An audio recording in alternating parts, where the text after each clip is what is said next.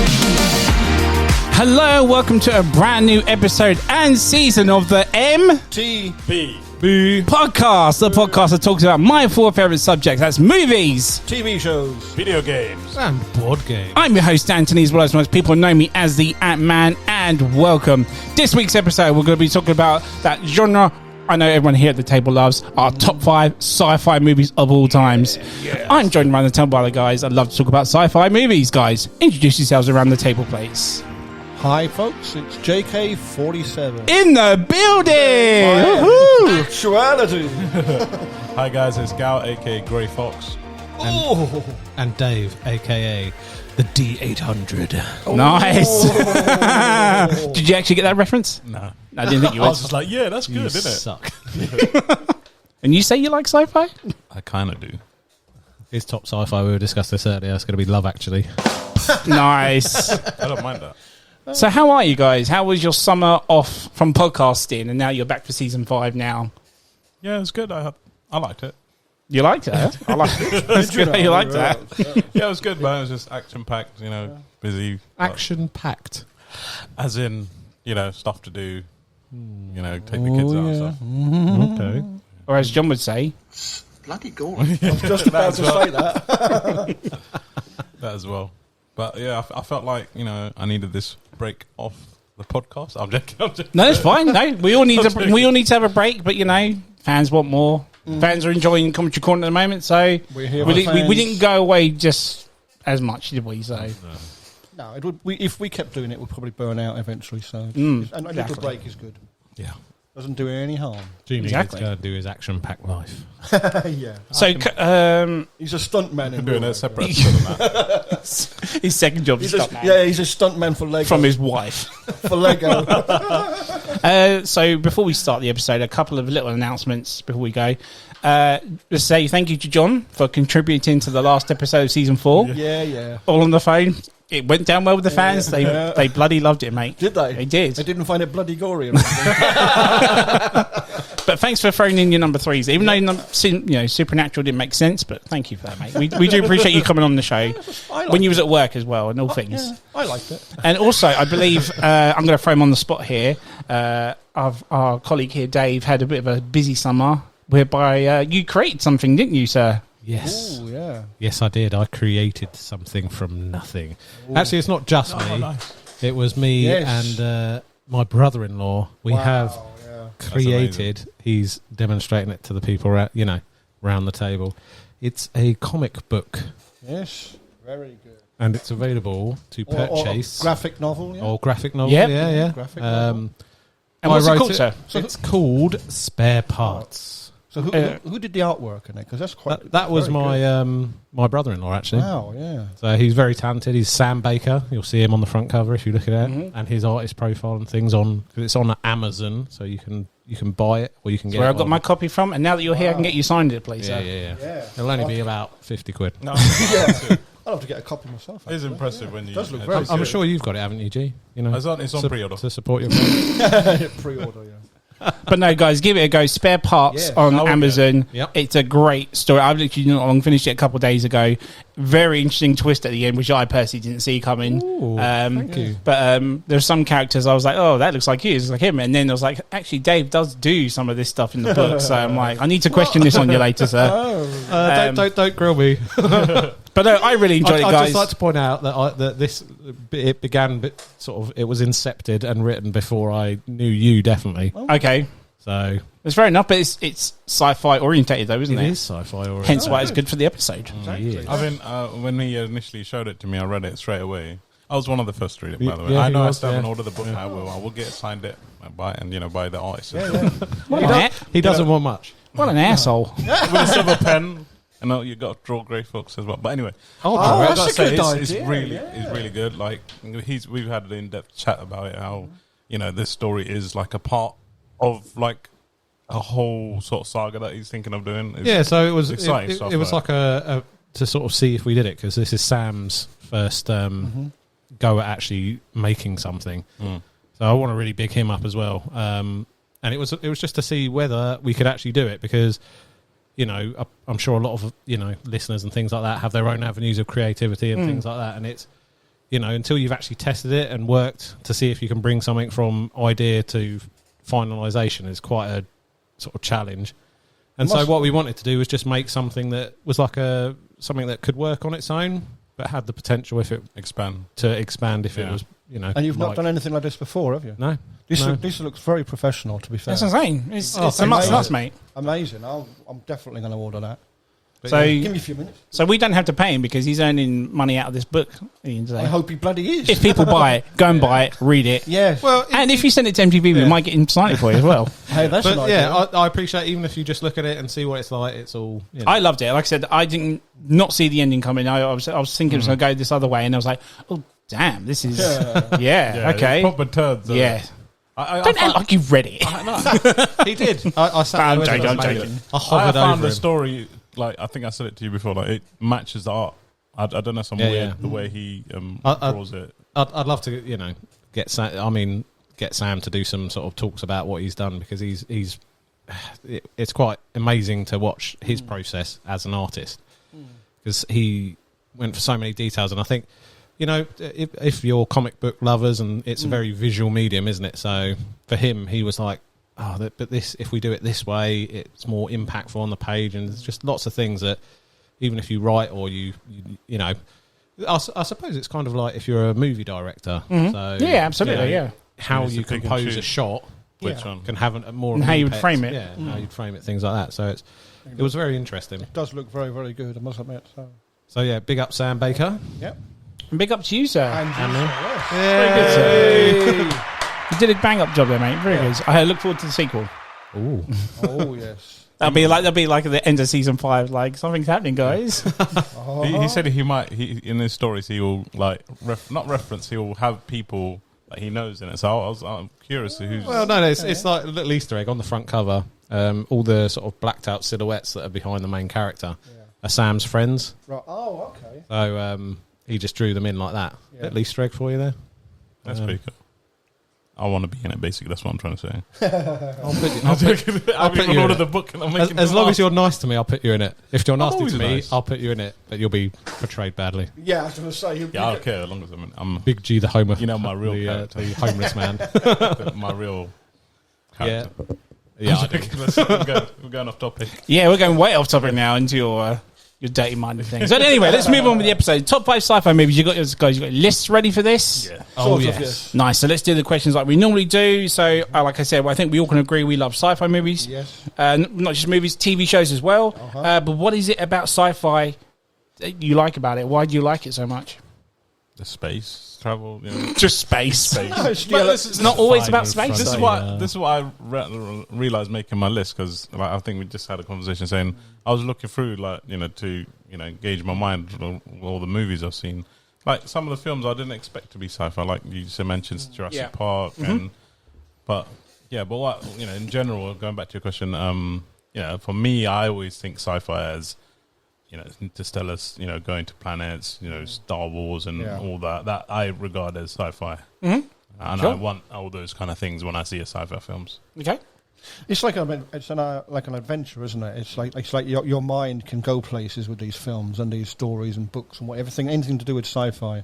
Something not of this world, new worlds, to explore. Yeah. Is it the sort of the escapism as well? Yes, I was exactly. just That's about to say that. That's a good word. Yeah. I mean, life as it is can be Mine's boring. Yours is amazing, obviously, and dramatic. Gee, but life is explained. A lot of it is explained, is known. Yeah. It's the daily grind. I want something that can take me away from that. Yeah, exactly. I want escapism. I want to see fantastical stuff. I want to see things that could be in the future, like machines, robots, AI, stuff like that. I want to just lose myself in something, and science fiction has been the vessel for that. So. Yeah, and some of it is like you see things and you're like, oh man, what if say when you're traveling in space, you go into what's it called, the deep sleep? What's it called? Hypersleep. Yeah, something like that. I want that. Yeah. Obviously, it's not made yet, but there's a belief in you. Oh, maybe it can be done. Yeah, but it's like what with all the scientists and they kind of you learn it in school and you read it in books and things like where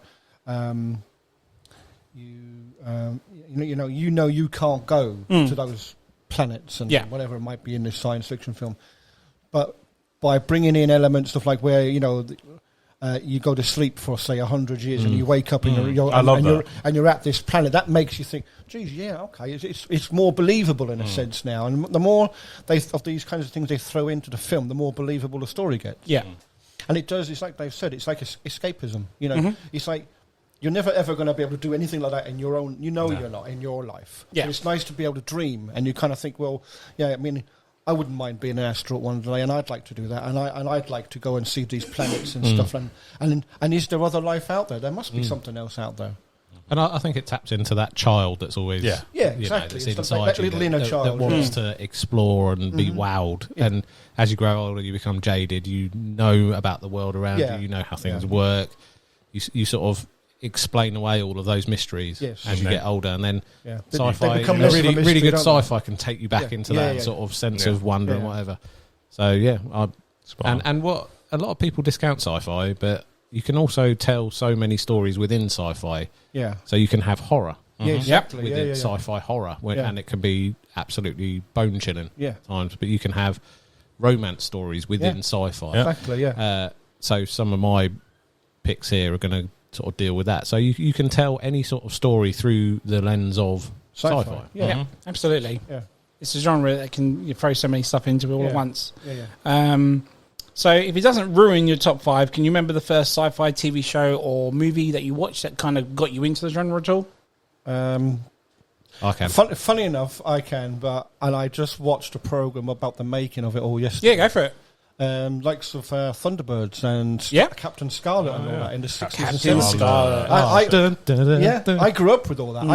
There's a program on Netflix called Super Mario Nation. I watched it all yesterday, and it's all like the making of and the struggles they went through with all the different, trying to find the money to put. It's like this, Jerry Anderson, his vision. He wanted to do the TV shows and stuff with puppets, but he wanted to do it in sci-fi in such a way. And the easiest way to do it is that one of the guys came up with this idea, well, why don't they build a gantry crane and stand above? Because normally puppets were done with a little background and the people were behind them. That's right. And he wanted to do it differently because he wanted to put it on the TV.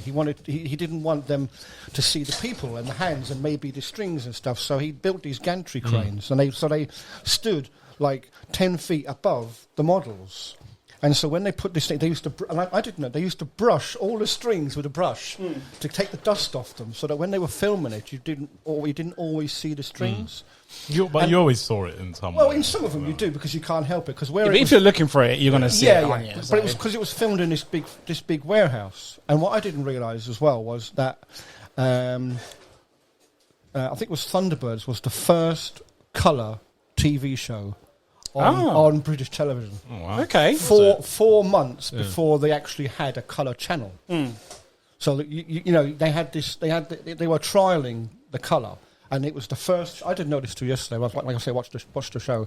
It was the first TV show in colour. Wow. And the reason that they got it was because they'd syndicated into America. and they had colour television, I believe. So they a lot of the money came through for that because they were selling it to other countries, and America was this big big money in it. Whereas the British audiences didn't have colour television yet because there was no channel showing it. And so I thought it was quite amazing, actually. No, I didn't know about the first ever colour show. I grew up watching them shows, and I never thought anything of them, really, until watching this programme. And then, in the end, they went away from that into like UFO and other programs, which were live action instead of being puppets. But everything, most of the stuff he did was all sci-fi. And I think just like we said, you kind of get lost in these programs, whether it's a little TV show or a movie. You get lost in it. Yeah. If like we said before, if the story's done properly, it brings you right in. Thunderbuzz and Captain Scarlet. I forget. Yeah. This sci-fi. Yeah. Obviously, Captain Scarlet has got the what are they called? The aliens, Mysterons. Yeah. I would say though that was, but obviously, but he wasn't all like it wasn't puppets. He did live action stuff as well, didn't he? Who? Like, Joe Hansen. Yeah, he did like UFO, Space 1999, and a few others, But he transitioned into live action. But yeah, I mean, the fact that they were brushing the strings with little brushes to try and take as much dust off them as possible, so you didn't always see them. I thought that was quite clever, actually. But they were still there, though, weren't they? Yeah. Well, yeah, like I think as TV got better, and the digital technology now, they can just wipe them out now. I mean, they've done another version of Captain Scarlet now. It's like the digital version, like an online thingy. So and it's the exact same story, done scene for scene, but it's in digital. Yeah, and that's quite amazing, really. But again, it's just I just like it. That's what I grew up with. What about you guys? Remember yours? Yeah. You go. No, you go. I think I've mentioned it before, but I hope it doesn't. It's on anyone's list. It doesn't matter now, does it? So carry on. Okay, yeah. So my first one was watching Alien for the very first time. Like the first one, the horror movie, the first film. Yeah. First one. Oh, okay. And I remember watching it. I think I mentioned in the previous podcast. I was watching it with my mum. I was hiding under the covers and freaked the shit out of me. Like that was the thing that got you into sci-fi. That was the first sort of like scary sort of sci-fi. Obviously, I've watched others like as John said, Captain Scarlet. I mean, there's plenty of others, but that was the first sort of movie where I was like, whoa, like this is space. Like, oh, this is what's out there. Like, mind fucked over a little bit. I was freaked out for like a couple of years, but then went back and I loved it. And it's one of my favorite films. But, nice, Dave. Well, so it's a bit of a toss-up. So Star Trek, I would probably say, was the first thing I watched. Yeah. Because the show or the movie? The show. Okay. So that's a TV series. Yep. Yeah. It was on after school when I used to get home. Yeah, it was, wasn't it? Yeah. That was sort of probably my first introduction. But the first movie that I remember watching and thinking, I like this, is actually Starship Troopers. Nice! Yeah. Such a good film. Fucking love that movie. No way. So I went through a little thing. I watched Starship Troopers. Yeah. I think I watched Predator and Alien and Aliens one after the other. That's a good collection. Yeah. Sort of did like with my friend at the time. Mm-hmm. I think we were about 12. But Starship Troopers stands out because it's that it's that alien menace, isn't it? Yeah. The bugs. The big bugs. Yeah. And then you've got you've got all your hoorah, soldiers, your Starship Troopers going into battle against the alien enemies. That kill them all. Yeah, that just really, that just really excited me as a kid. That got me excited. Because you sort of you want them to. It was a brilliant film. Oh yeah, just really ticked all the boxes for me. That sort of alien menace. There wasn't any complexity to the aliens, which I like nowadays. But they're just a force. What were they called? Arachnids. Arachnids, yeah. And the big mind bug at the end with the straight in the head. Yeah. Kind of looks like you in a way. And the firebug. Remember the firebug? Yeah. The big bug, fire beetle thing. Wasn't it? That movie's so good. It's like when the sequels came for it, it was just fuck. Say why they've done that. That movie had so much potential, and then definitely. Which is a shame. What really. rating was it? Because I remember when it's 15 in the cinema. I went to 18 in the VHS days. I really wanted to see it, and I was underage to get it from Blockbuster. So I was like, that. And then by the time you know. There's no difference to the movie. It's just the fact that No, but I didn't get to see it when it came out. Like, yeah. Because I saw the trailers. Oh my god, this is so good, so good. But I never ended up watching it after years later. But then by then it lost its buzz. But still, brilliant film. Yeah. It's held its age. I mean, if you've never effects seen it still before stand now. and you watched it tomorrow, it's still a very, very good film. Remember we watched it in 4K a couple of years ago, didn't we? I Yeah, want to see that. Nice. Yeah, good film. Mine's the obvious one because of the fan I am, but it's Return of the Jedi, the best Star Wars ever. I don't care what anyone says. Was that the first one you watched? Even John says he likes it. I like it. Yeah, see, I told you. It was the first one I ever watched. Yes, so that's why I. Do you remember watched it the wrong way around? Yeah, do you remember me telling you that I knew about the twist from Empire? I think it was on the twist episode we did. So it wasn't ever a shocker for me because I knew Darth Vader was already the dad. So, but yeah, I love that movie. I was that kid that was up every Saturday morning, 5:30 in the morning, putting the VHS in, watching that. That's my life now. Yeah, but that's the thing, isn't it? You hit a certain age, and you're now able to sit and watch these films. Like in your case, it wasn't the first one in the series, No. but it was the first one that you were able to watch for yourself.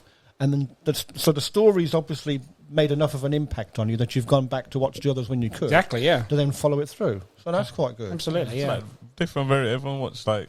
You know, he's a Starship. Yeah. Mine's I'm older than you guys, so no wonder 18 I'm plus. far back. If you, for me, TV wise, I think up. it'd be the same as Dave. There was like Star Trek Next Generation, or Buck Rogers would pop up every now and then, Battlestar Galactica, that sort of stuff.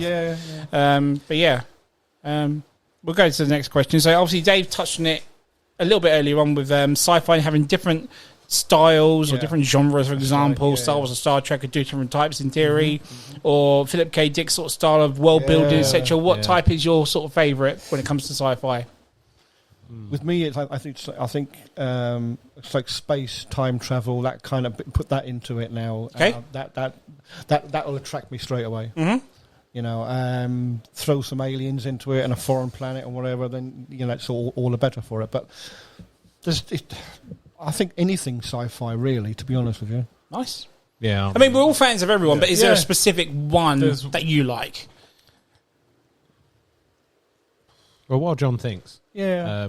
You've kind of already answered it in a way anyway, yes. So what about you, Big Al? I'm currently into, like, it's probably quite recent and it's probably through Guardians of the Galaxy, that sort of, I don't know what you call that, sort of, I know it's like an adventure. Adventure, yeah. Music, yeah, call I'd back say, to the music and nostalgia stuff. That's kind of action adventure. I put that down as. Yeah. With a hint of like comedic sci-fi. Yeah. I kind of like that. Is there such a thing? But yes, I think there would be. Yeah, because you've got stuff like Orville is sci-fi comedy. Yeah. Galaxy Quest is sci-fi comedy. Yeah. So yeah, it does. Yeah, I'd say it works. Yeah. Wait, you Dave? I like my sort of thinkers. Yep. I like the ones that are maybe so action based, but they pose an interesting question, things like that. You know. Nice. I think. I mean, having thought about it again, I think my favourite sci-fi is horror sci-fi. Because every time I think of these films, I come back to them. The ones that keep coming back to me in my mind are like horror type sci-fi. Yeah. You're exactly the same as me. I mean, I love my horror. I love my sci-fi. Putting the two together is like my peanut butter and jelly or jam sandwich, if you will, sort of thing. But the thing is, like, my top 5 list couldn't be just sci-fi horror.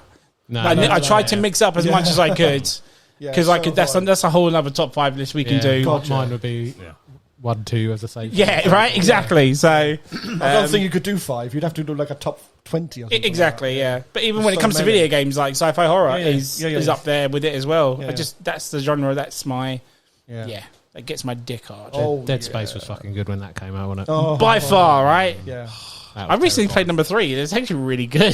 I forgot how good 3 is. I'm getting so hyped for the System Shock reboot when it comes. Oh. What about that Callisto? Yeah, that's what. Oh yes. Right. Anyway, off target. Yeah, off topic again. Yeah, sorry. Anyway, so that would be brilliant. So with some sci-fis, there's still ones out there that have a deeper lore to them.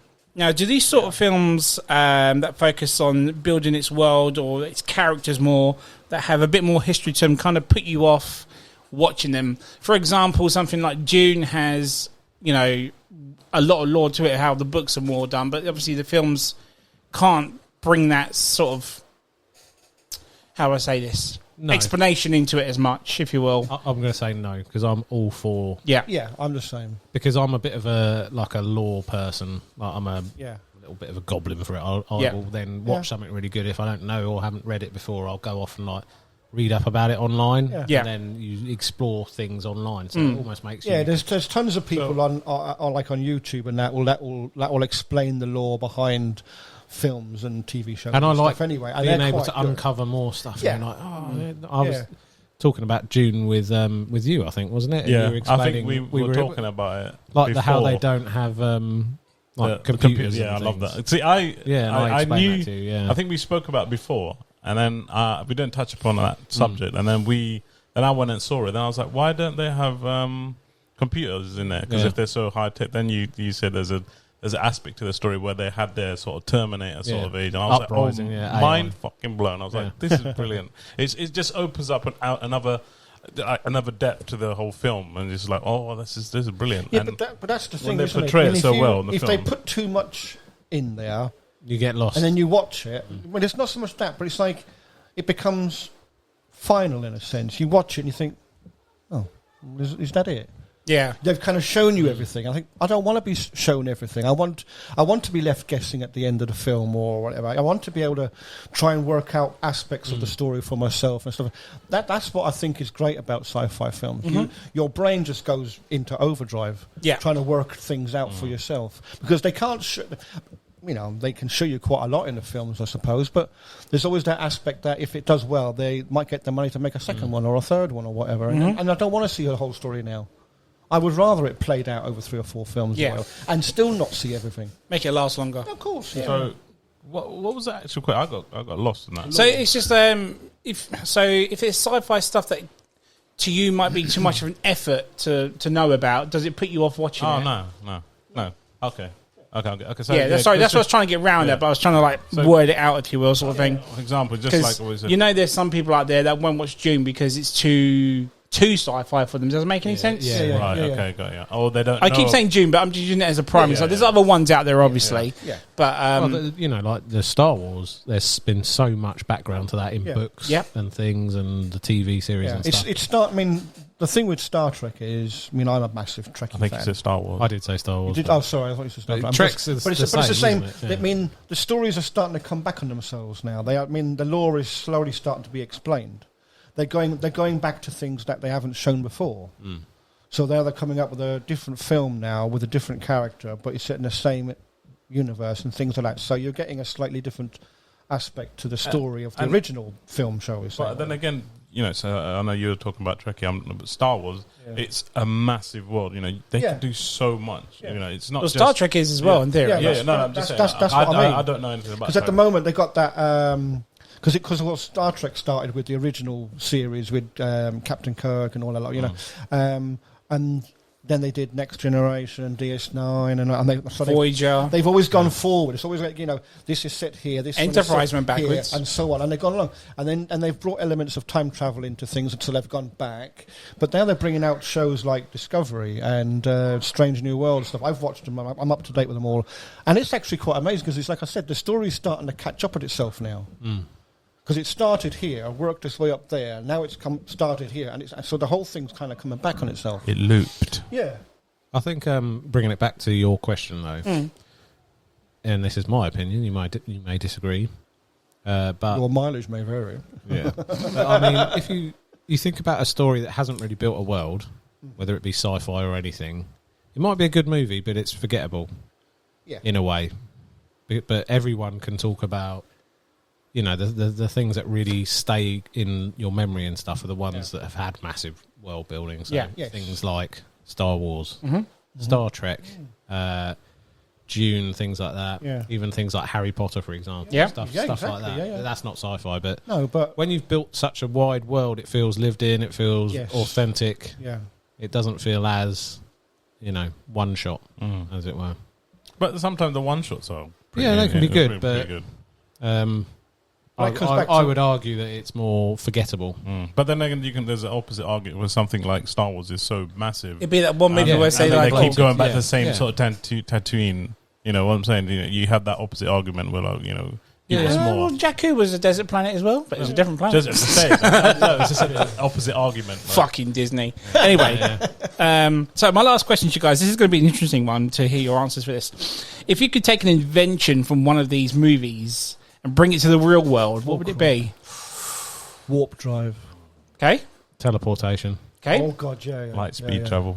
That's kind of what warp drive is, yeah. Warp drive. Oh, what I said earlier. So no one would bring back like a lightsaber or something like that, or the memory wipe from Men in Black or something. They've made a one, but obviously it won't come. Yeah, but it's like you said for humanity. I'm thinking, well... No, I didn't say for me. I just said, what would you bring back now? Oh, I thought, so you take from a movie, a sci-fi film you like, and bring it to the real world. Like a Millennium Falcon, then. Okay. Gee, we all know yours would be Sexbot, wouldn't it? Yeah, Sexbot. God, okay. Yeah. From Austin Powers, yeah.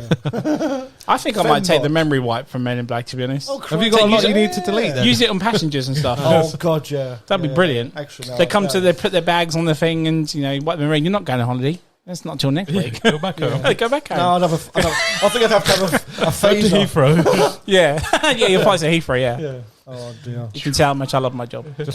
Just make sure G doesn't get hold of it. So we got teleportation, we got warp drive, we got Millennium Falcon, and a memory blank. Nice. I think we're all set. Fair enough. Humanity better look out. This is it.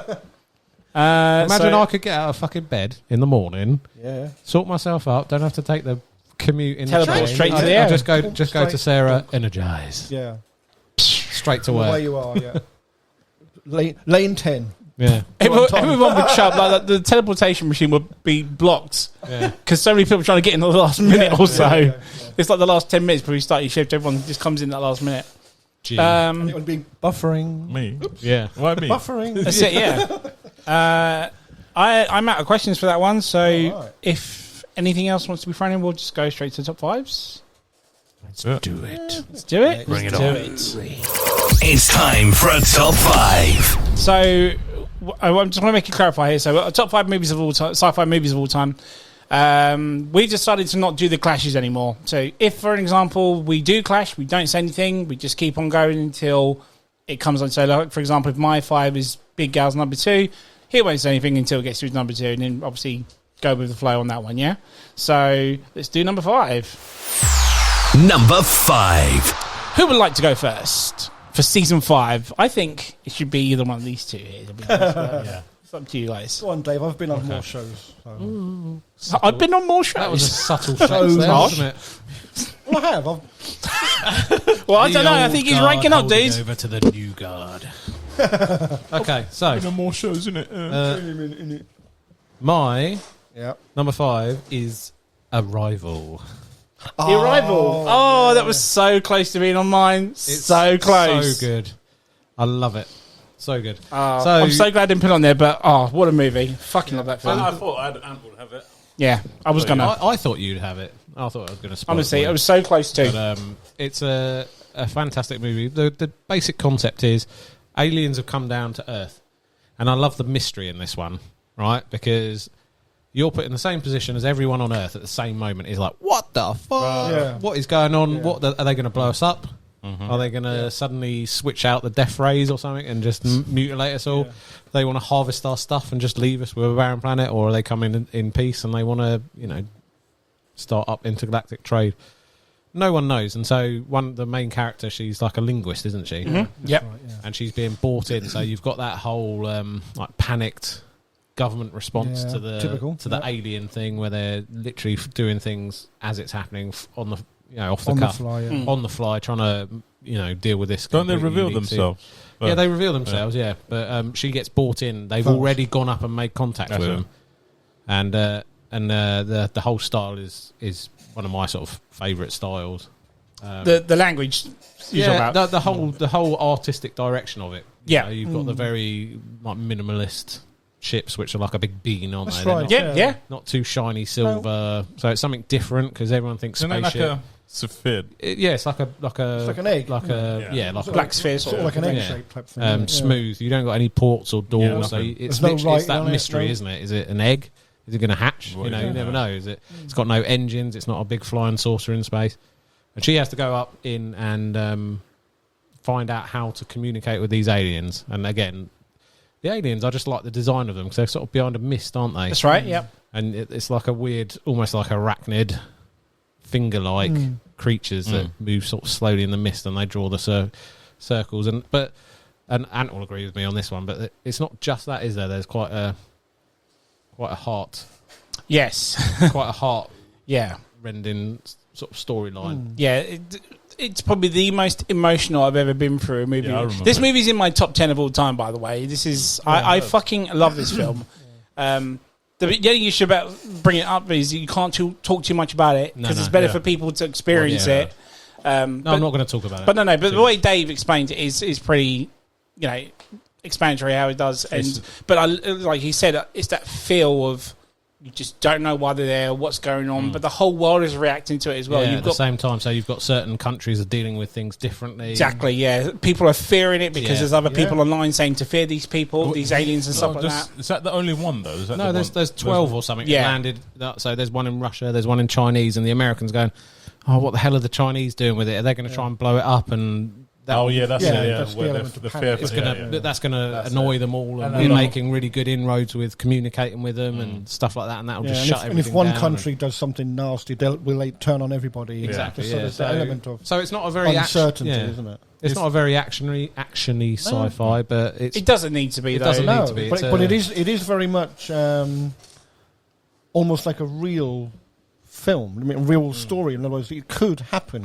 This is exactly why I loved it. Because I can just see these people going through this when this happens. Yeah. As long as it isn't Independence Day style. This is how exactly. Like you say, you've got that constant element of not knowing anything. Yeah, and that's exactly how it would be. And we all know that, which are obviously part of the world everybody's in. You kind of know your government, and you kind of think, is their reaction going to be as bad as we kind of think it's going to be? And if it's not, then will someone else do it? And it's a bit like the Cold War years and years ago, and then the Cuban Missile Crisis in the 60s and 70s. And people were like unknown. Are they going to wake up tomorrow with a fucking nuclear bomb heading toward them? It's the same thing in this story. Like you say, there's no sensationalism in it. So it's like a what if. Yeah, and it's all down to that. And going back to what you mentioned earlier, it's a one shot, and it's done, brilliantly. No, it doesn't need a whole world, or it's not a series of films. It's definitely gone under the radar. This film, I think so.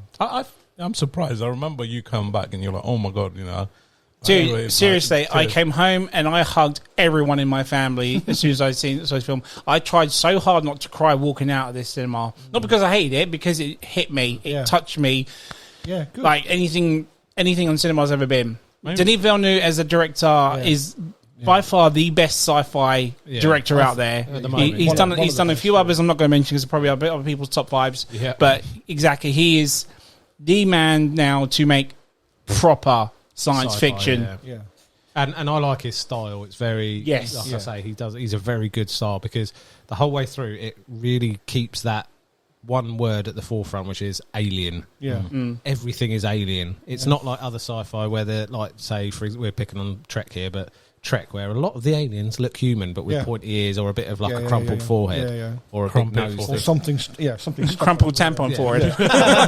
No, these are everything about this is alien. Yeah. Even the gravity changes inside, doesn't it? As they go up the shaft. Aren't they in like some sort of mist that it's like a barrier between? But they rise up the. That was clever because he didn't give too much away, and he didn't have to show. Doesn't have to, does he? Yeah, that's what I mean. He didn't have to. The element of it makes it more. There was alien. enough. Yeah. It was enough. It was scary enough. Just that little bit. Well, you've got almost like fingers in the mist, so you don't need to like. You just visually see it yourself. That's part of the trick, isn't it? That's why little. What's the saying? Shown less is more effective. Yeah, exactly. Less is more. Yeah. But yeah, it's just so clever how like Dave and John just both said, what if? I mean, if an alien life form showed us a new language, how the fuck do we decipher something like this? How do we determine this does that? Whoever has to do that in the future, my hat's off to you guys, because that is a task and a half. Yeah. And it strays away from other sci-fi things and goes back to that whole alien nature, because communication could be massively different. Like lots of alien races speak a vocal language. we don't know if there is alien life out there, whether it might be done by movements or it might be done by pheromones or like a bee sort of hive maybe system, their things like speech is so high pitched we can't hear so it. how would you even know? Do you know what I mean? It might be through sense. It might be through light. You don't know. It could be flashes of light. It could be machine code, something like that. So this really captures that alien and that mystery that sci-fi is really good as a vessel for show. It's the unknown. Absolutely, There's nothing more scary than the unknown. Yeah. You don't know. This is it. But you're trying to unravel the mystery. That's exactly through it. Science. Yes. But that's a damn good pick, sir. Yep, number 5. I'm glad it was in someone's top 5. I thought it was going to be in yours. So I was so close. So close. It would have been an honorable. It probably would have been like number 6. But again, I'm sure this will change tomorrow. These lists never stay the same do they? Do you want to go next or do you want me to go next? Do you want to go last on the episode? No, I'll go next. You want to go next? Go for it, sir. My one is Interstellar. Made me go last. Okay. Interstellar, nice, good show. You went with Interstellar. I'll go last. Yeah, Do you want to go Last. Okay. Okay. yeah. So I think Interstellar. I think I think there was a choice between another film, but I think this justifies the top 5. Whereas the other one. So why does it justify the top 5? I think it's I think we've talked about it on a previous episode. So we mentioned it in the soundtrack episode, but yeah. But this as a sci-fi, I think it has it all. I think if you look at what's his name again, Christopher Nolan. No. His films are big. You know what you're in for. You know what you're in for. And when he says he's going to do a sci-fi, you're going to know exactly what it is. And the film. I think there are faults in it, but apart from all that, I think there's one. Going back to let me explain the story. Obviously, it's about the world. It's it can't grow food or something, and they need to go to other planets and use interstellar travel to find another planet. That's quite a horrific feeling. Yeah. That our life source is dying, and we need to get the fuck out and move to another planet. That is scary. But not everyone's going to be going. No, exactly. Just Elon Musk. Yes, yeah. Thank God he's here, man. But, and Jeff Bezos. Yeah. So and then obviously we follow Matthew McConaughey. I can't fucking say his name. All right. All right. I love his. Is that an accent he puts on? Or yeah. Is it, No. Or is that how he speaks? That's how he talks. He's Texan. Okay, it's brilliant. Obviously he has to kind of leave his daughter behind to go on this adventure, find out this planets, and I think there's like 3 possible. Other teams went to different ones. Yeah, and then obviously they haven't come back, and they're sending another team to find out and investigate, and shit pops off, and it's just amazing. Like every scene, I think it's detailed, and but the sci-fi behind it is very detailed. I think some of it was proved by Hawkins at one point. Yeah, isn't the if you land on a planet there, so many years go by, the longer you're on there or something. That is one of my favorite bits. It's like what to say. That's where the story of the film comes from. Interstellar. It's to do with the speed of light and travel. And the faster you travel, the slower you age, but the faster everyone else ages. Yeah. So you might fly away like for 4 years and come back, and everyone else is 100, and some of them are dead. Yeah, I still mind. Like, I think we had this conversation a couple of weeks ago. I find that fascinating. Like you're at 2 points, and the fact that they've gone on this planet, and that planet's I don't know the way it rotates. It slows down their aging. Whereas the guy they left, when they come back, he's got age. He's got grey hair. And, it's mental. I thought it was funny. When they came back, I thought it was quite funny. But you got old. It was literally funny. They popped out, and he's literally like this. This is that black character. And he's like gone bald, and he's gone all grey. And I was just cracking up. But another aspect, what I realised as well, if you ever watch Space Odyssey, I think it was the first. I've never seen this in any other films, but it's the way they have that rotating spaceship. Yeah. That kind of brings 2001. You talk about? Yeah. And then no other films utilise that, whereas he. I think it has and it makes sense because that's the way TV series. Yeah, I haven't seen any other films. It's a way of creating artificial gravity. Yeah, and I thought that was brilliant. And I think that was I don't know if it's proven, but I thought that was very clever. I probably it is centrifugal force. Yeah, yeah. So it is proven. But I haven't never seen that in any other films. Yeah, Like, because I think because It they're might have trying been to a do couple something others, but different, nothing aren't they? too The like ones that- Dave mentioned about under the radar sort of Yeah. sci-fi. Oh, Has no, it's, mentioned there's a it. TV And I- series, and it's Yeah. it's and I been thought going that was quite. You know, oh, that makes sense. But I think they I want think to that- do something different, don't they? Because Yeah. if they do a film with a ship that's rotate, they'll be hang on, that's like such and such. So I think that's where people kind of like gloss over some of the little bits so that they can make their film different. But exactly what you said. Yeah, I mean, I love. There was also the theory of what's inside a black hole and stuff like Yeah. that as well, That's which right, I yeah. found very mind-boggling. and Expanse. then it but goes again- to the fourth dimension, which The Yeah, Expanse. the Expanse. That's it. Yeah, Yes, that's They had a that's big it. ship that spanned Yeah. great gravity. But also, it's another one where the ending made me like. Yeah. It's like, Yes. you know, it's just it's not that just the when- end of stuff. It's just the one line. which are the, I'm not going to say because obviously people may not see it on the podcast. I'll mention it to you later, but that got me, and I was just like, yeah. is it, I'm just is it when he's in the fourth dimension, or No. is that No, okay, fine. But obviously, the good. You know, I think even Matt Damon shows up. He pops up. Yeah, as a little cameo. Yeah. Spoiler. You must have seen it. My mind, but- it's about 10 years old now anyway. So Yeah. Spoiler: the line that made Ant really emotional was, "Ant, you're the best." I feel like this is going to be one of those films that kind of stays. Just like I know this is a big thing, like you know how Space Odyssey in 2001 kind of stand the test of time. I think this is one of those films when you look back in 10, 20 years.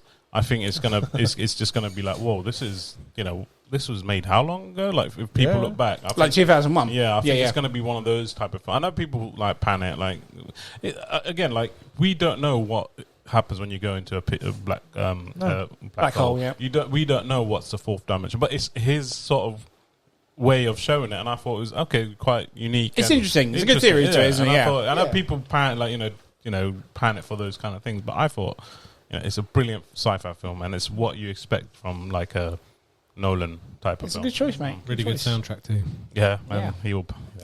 So you want me to go next? We got the first time in the zigzag Yeah, motion. go on. Yeah, You sure? Yeah, it's season 5, baby. Okay, so my number 5 is straight out of the bat, Total Recall.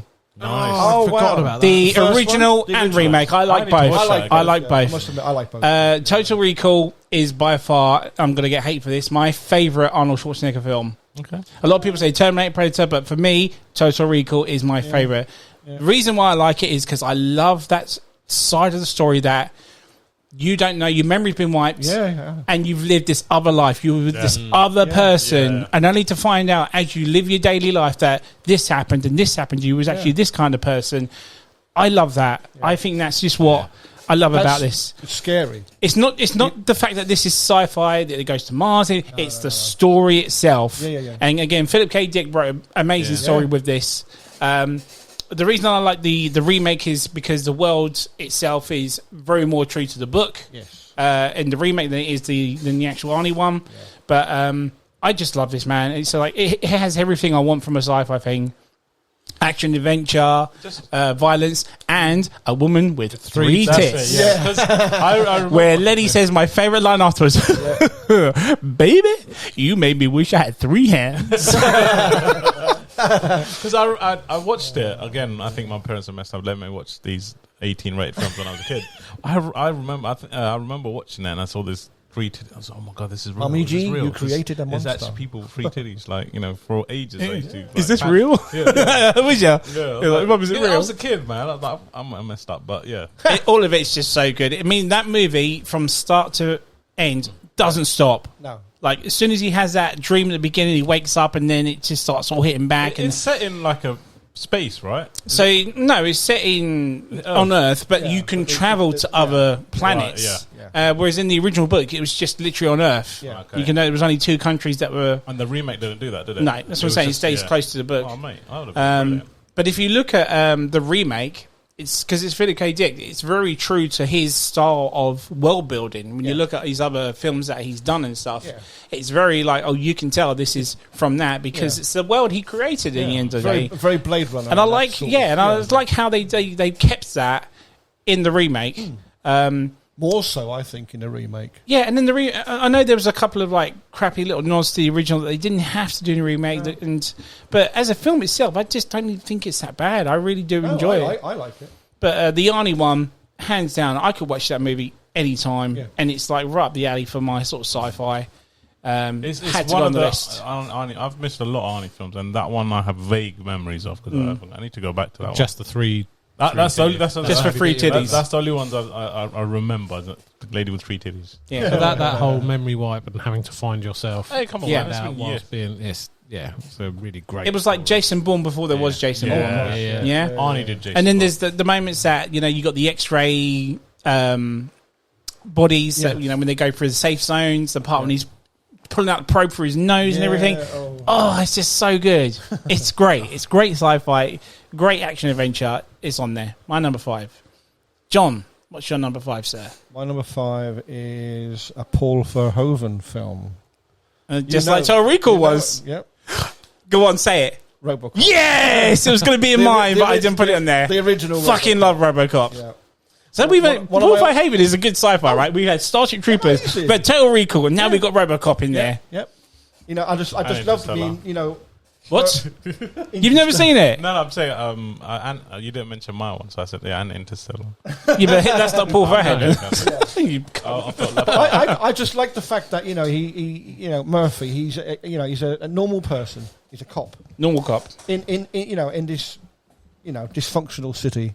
And he gets gunned. Well, spoiler, but he gets gunned down by all these bad guys. Dude, he gets obliterated. Bits of him flying everywhere, sort of thing. But he gets literally torn to pieces. Yeah. And obviously, this big corporation who run everything decide that we can remake him. We can turn him into this cop, and we can control the cops and all this sort of thing. There's a bigger thing going on, really. But it gives you the idea that, even though all that happened to him and then he gets rebuilt as a machine, deep down, he still retains this little piece of spark of humanity. Do you know what I mean? And then that's what brings him back to who he almost It's when his ex-partner goes, Murphy, it's you. Yeah. That kicks it in, and he's just like, the woman, Yeah. And I just, the grit, I love the grittiness of it.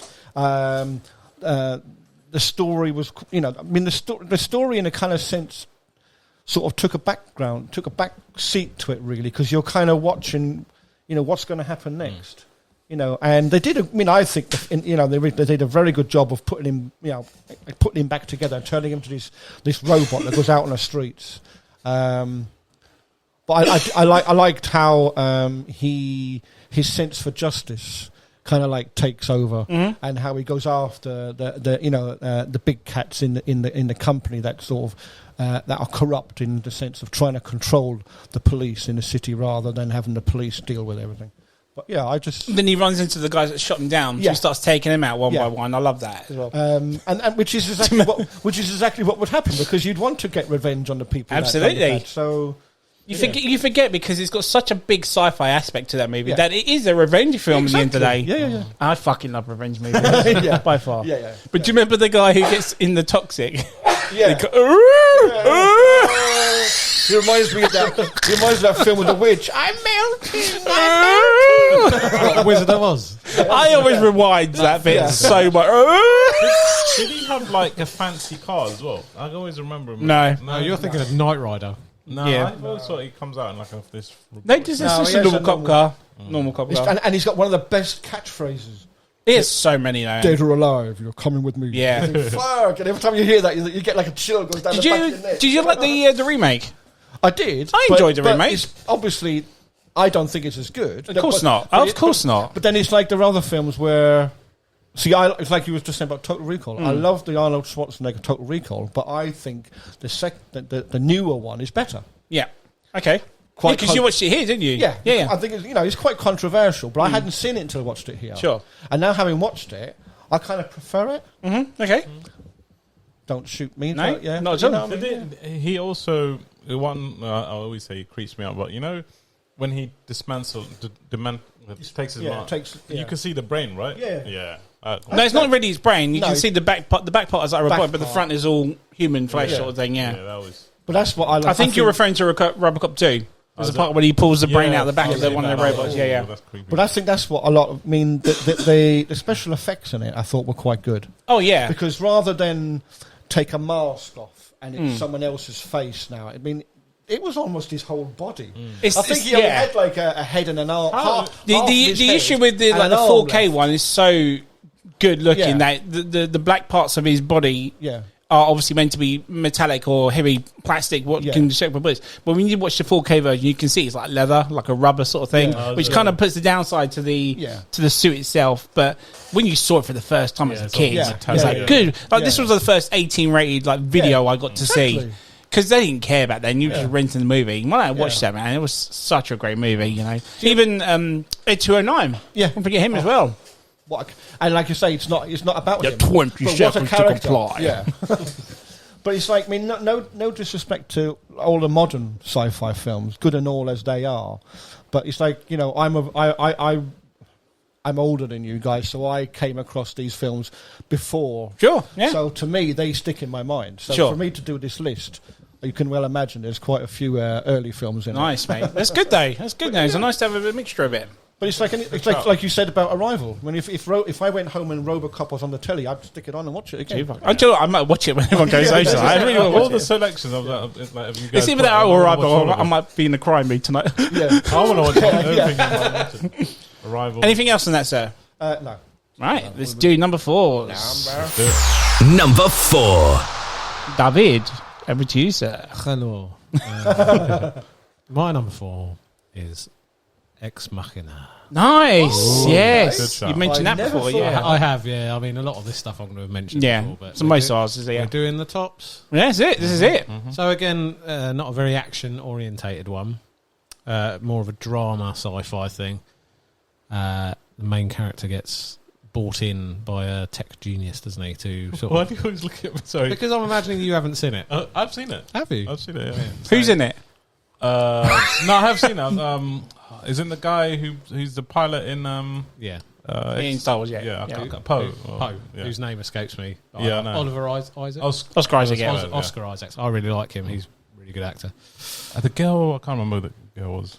But anyway, and he's built a machine that is alive, but trapped in his sort of tech, billionaire retreat. Yeah. And it's a very good story about sort of the dangers of AI. Yeah. And because it sort of starts off quite as a love story almost developing. Yeah. He starts to care through his interactions for the machine. Yes. And then the tone fucking changes. Again, I'm not going to spoil it. No, of course not. You should watch it because it's a very high sort of concept sci-fi.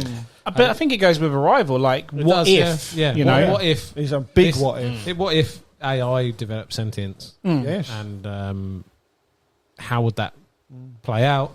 How would humans interact with it? How would it interact with humans? I think is quite important. Are we going down the Skynet route? Yeah. Yep. Where it's gonna fucking just destroy humans. It's hard to say without spoiling the. Sure, of course, yeah. I mean, it's been that long enough. It's up to you, but yeah, it's a spoiler. So I want to talk about. She uses him. Yeah. So he thinks he's built a connection. So the guy who's in there, he wins a competition, right? And then he gets to go into that building, and meet and interacts with her over the course of the movie, and it's almost like he's building up a relationship with her as a person, as an entity of a living entity, and he wants to sort of help her, but it turns out at the end that she's been using him. That's the question, isn't it? She's effectively been using him and his human frailty for love or contact or friendship, companionship to escape. Yeah, and then presumably the rest is up to your imagination where she's going to go with it. So it's a really good sort of drama sci-fi. It is. Again, I love the what ifs because that's a big question with sci-fi with all these inventions that come into play with these things. A lot of it, like when we watched 2001 a while ago, how half the inventions in that movie exist now, like with iPads and the kids' toys, Bush babies, and all that was like all part of nowadays sort of thing. Having phones that can video talk, video chat, everything. But it's like it's like her holograms. They bring up Michael Jackson and the ABBA, haven't they? On holograms, like I have to watch it again. But isn't it weird how both those male actors appeared in Star Wars after this movie? Yeah. Well, But no, do you know what? I think I've only seen that movie once. I think I need to watch that again. I do. It's a good choice. I like that movie.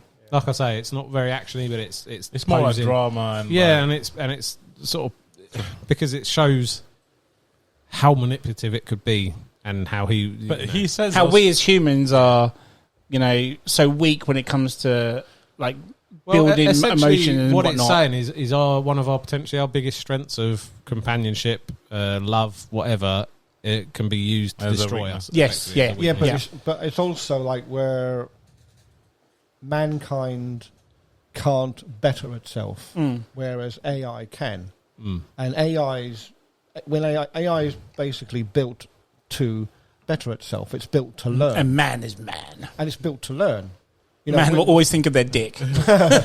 Sex. But you know what I mean? Lots of fucking sex. So the fact that the AI is thinking, we'll say, that far ahead and is bettering itself, and ends up using the human as its way forward in a sense, to understand. You can see that happening, though, isn't it? Like Yeah. you could, AI would, Well, easily think it's superior. they've Look at predictive text. You only need.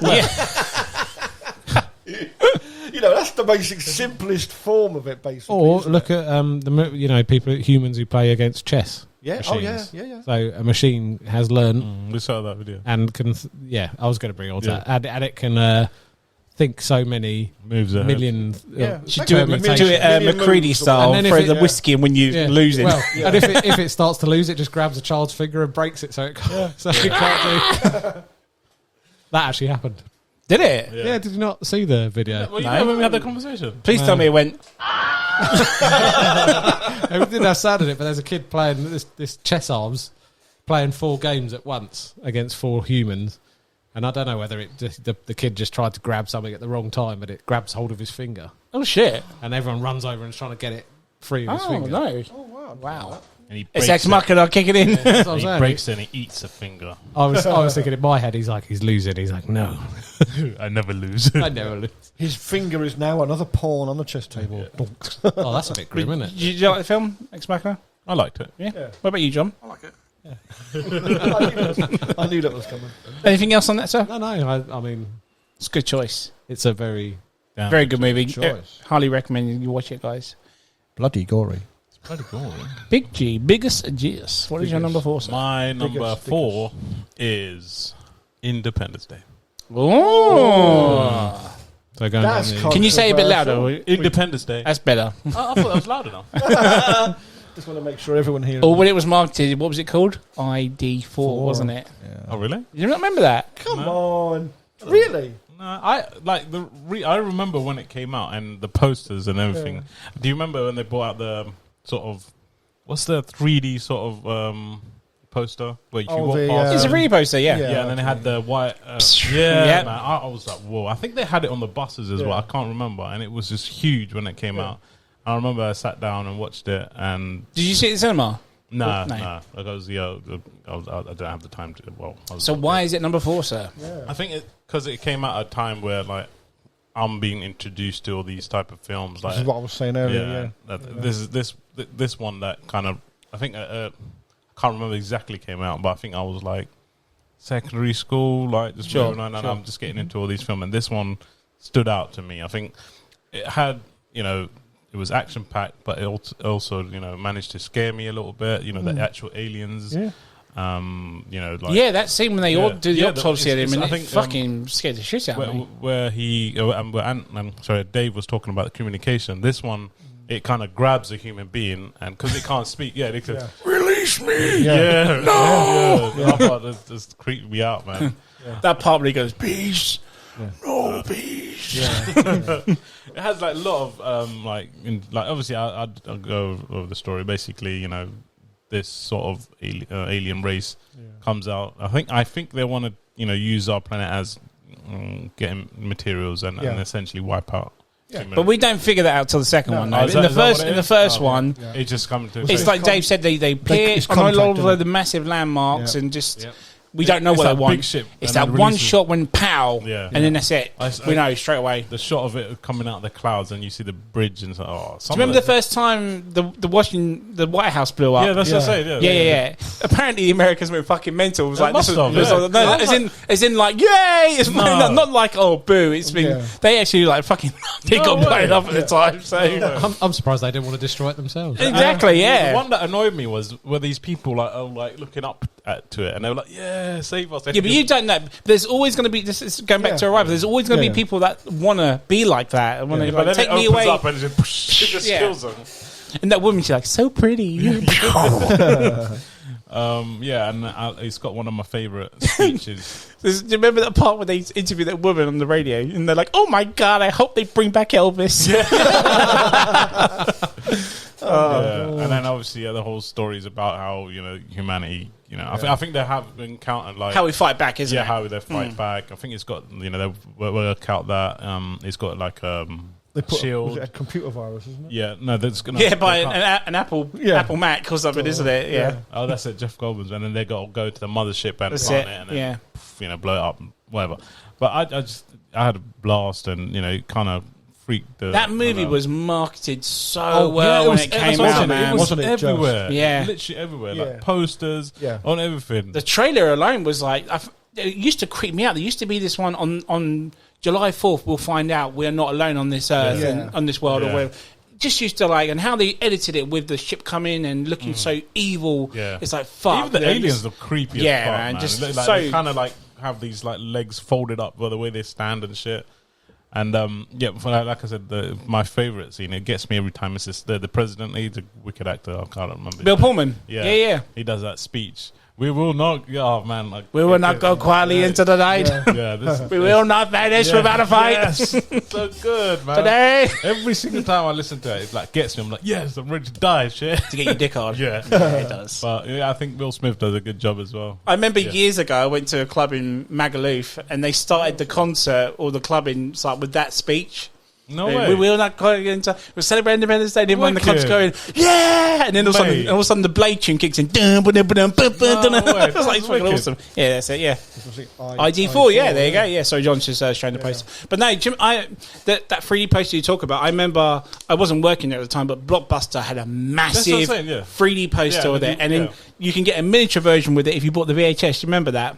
It would be on the box. Oh, it might have, yeah. I think it might have. So I think you got. I think later on they did like a Blu-ray version where you get it with. My old boss at Blockbuster was just like me, a normal customer service guy when it came out. He still has that poster. Oh, wow. He became manager there, and he still has that poster. To this day, hi Grant, if you're listening, I want that fucking poster. It's so awesome. It's probably worth a shit ton of money now as well. But no, that was like Will Smith's another big payout for the summer man. He was because he'd done Bad Boys the year before, and he'd done this afterwards. Kind of just take him. This was before he started slapping people on stages and stuff. Well, he slapped the shit out of the aliens. So he kind of he does. Yeah. What the fuck is that smell? That better be. Take my wife's name out your fucking mouth. That's it. That's what I call a close encounter. Yeah. Oh wow.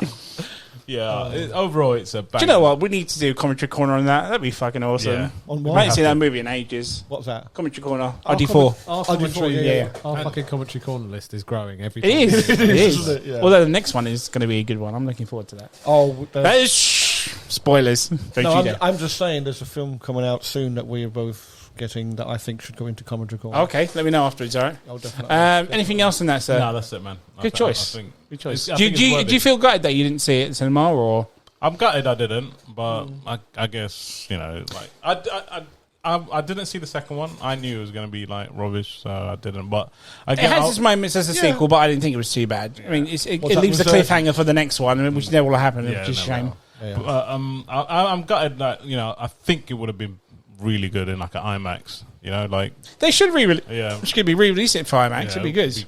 Especially those explosion scenes. The way even when they that was the late 80s, wasn't it? What, Independence Day? No, 96. 96. Oh, crikey, okay. I think some of the shots would be amazing to see now. Yeah, if they do like a remaster or like a 4K transfer, I think it's worthy for an IMAX experience, definitely. Yeah. But you talking about your Transformers, where everyone applauded at the end. So Independence Day was the first film I saw in the cinema where people applauded at the end. Oh, wicked. Yeah. Okay. It's only happened for 2 movies, that movie and Return of the King. Really? Yeah. Wow. Well, did you see it on the first day? Or was it? We saw it like the second opening weekend. The first opening weekend was no chance. Yeah. Austin was way too small back in the day when that movie came out. It was one of those typical like 90s film. And it had everything. It 90s blockbuster. Wicked, It was the one where you didn't rely on superhero movies or anything like that. No, that was like a summer blockbuster. Yeah, and just had everything. You were in for a ride as soon as you see the name. This is it. Not too many adverts spoiling it all. Yeah. Yeah. Anything else, Nate? Okay. My number 4 is straight off the bat, The Fifth Element. Oh, Nice. wow. Okay. Nice. Yeah. I really fucking love this film. This film, again, is like Total Recall. It has everything I want in it. Another good director? A good director, Luc Besson, as always. Yeah. The world he creates, the futuristic world of Earth, the species he has in it are all completely, and they're not just like Dave mentioned about Star Trek ones. They're not all just like ears and eyes and all that sort of stuff. The story alone is brilliant. The fact that it's all just, action, sci-fi, it's even got violence, nudity, and this is all PG rated at the end of the day. It has, scenes that are like on the edge of your seat sort of thing as well, especially the ending when, trying to bring all Fifth Elements together. I won't go into spoilers even though it's like 20, 30 odd years old of a movie, but you should watch it. For me, it's a ride. Yeah. From start to finish, it is a thrill ride, and I love watching this all the time. I can't get enough of this movie. Bruce Willis is brilliant in it. It's so odd he's in this movie because it doesn't feel like... It's not... I wouldn't have never said it was a Bruce Willis film. So essentially, it's a French movie, exactly. but it's funded by an American company, so they were like, we had to put an American actor in it. It wasn't originally going to be, an American action hotshot. But all of a sudden, Bruce Willis read the script, and he's like, I want to be in this fucking movie. Yeah, and even Luc Besson in the making of said I couldn't have made this movie without Bruce Willis in it, and he's like, "Thank you, Bruce." Gary Oldman's in it, right? Gary Oldman, isn't he? Yes, he is. Yeah, and he's a good villain in this as well. He is, yeah. And is it Mila Jovovich, who gets her tits out twice in that movie? That's why he's on my list. And again, she's on a PG, Evil, right? in a PG-rated movie. But she's brilliant as Lido as well. Corbin Dallas was, the normal taxi driver by Bruce Willis. But did any of you know this, by the way? Vin Diesel's in it without Vin Diesel being in it. Does that make any sense for you? No. So if you watch it again, Vin Diesel's voice is in the movie. Oh, okay. So, but did he not get a credit then? No. So I don't know if he got the credit for it, but so there's times where Bruce Willis is talking to one of his cab mates. Right. It's like, oh, you broke the car again. Oh, now I've got to go fix it. All that. That's Vin Diesel's voice. Oh, wow. So if you go back and watch it, you can hear it. Very young Vin Diesel, obviously. It's a film I do want to watch again. Funny enough. Yeah, it's brilliant. I'm glad you've brought it up. The soundtrack, the cameo from Chris Rock. He's so over the top. Not Chris Rock. What's his name? Chris Tucker. Yeah, his character in this is brilliant. Like as the radio presenter, the radio DJ sort of thing. The opera singer as well as her look, her aura, her voice. Everything in it is just brilliant. And it's just a simple movie about bringing all these things together to stop the ultimate evil from destroying our world. And I love it. I can't deny it had to go into the top 5 regardless. But yeah. And it was a movie I was never going to watch, but the thing is that years and years ago, there used to be a thing called Cinema Day, where you would go to the cinema and you pay £1 to see a movie. £1 fish. £1 fish. And there was nothing else on the cinema, but that was out at the time that I could see as age-wise. I think Con Air was out the same weekend, but it was like I wasn't 15 to go see it. So, yeah, Fifth Element was there, and I was just, wow. The whole flying car thing. Yeah. It's like... yeah. It's so good, man. I want to watch it now. There's so many people to watch after this fucking episode. Yeah. But yeah, I can't say more on that now. John, what's your number 4, sir? No, my number 4 is by a director we haven't mentioned yet, funny enough. Okay. Yeah. James Cameron. You know what it is. Go with it. The Abyss. Oh, okay. I didn't think it was going to be Abyss. Okay. Yeah, I thought it might be Terminator or Aliens or something. No. The Abyss is good. Yeah. Good shout, sir. I like that. Have any of you seen it? No, it's one of my lists. Never seen it? You got to watch it. So don't go too much into it because they need to. Right. Basically, I don't know. I can't. They haven't seen it. I always thought it was the underwater. It is underwater. Yeah. A submarine goes lost. Something happens and it sinks, basically. Right. And so they hire this team that drill or mine underwater. Is it? Do they oil drill? They're miners. Yeah. It's called deep core. It's basically where the sub sinks is too deep for normal humans to go. They haven't got an ROV or submarine that can go down to that depth. They don't know if there's any crew left alive, but they want to recover it because they don't want the Russians getting a hold of it. Yeah. Simple thing. But the only people who operate at that depth are this mining team who aren't too far away, basically. So and this is Ed Harris and his crew. Yeah. And so they basically drag the mining ship or the mining craft that they use. I think it's 100 miles. It's quite a way. Long way. They drag this over to where they think the sub sank, and they have to breathe a special. I don't want to say too much because So I'm there's a lot more to it. Yeah, but there's a special. It's one of those James Cameron films that people don't mention because he still hasn't released it on Blu-ray. No, still hasn't released it in 4K. For some weird reason, it pops up on Netflix every now and then in HD, but.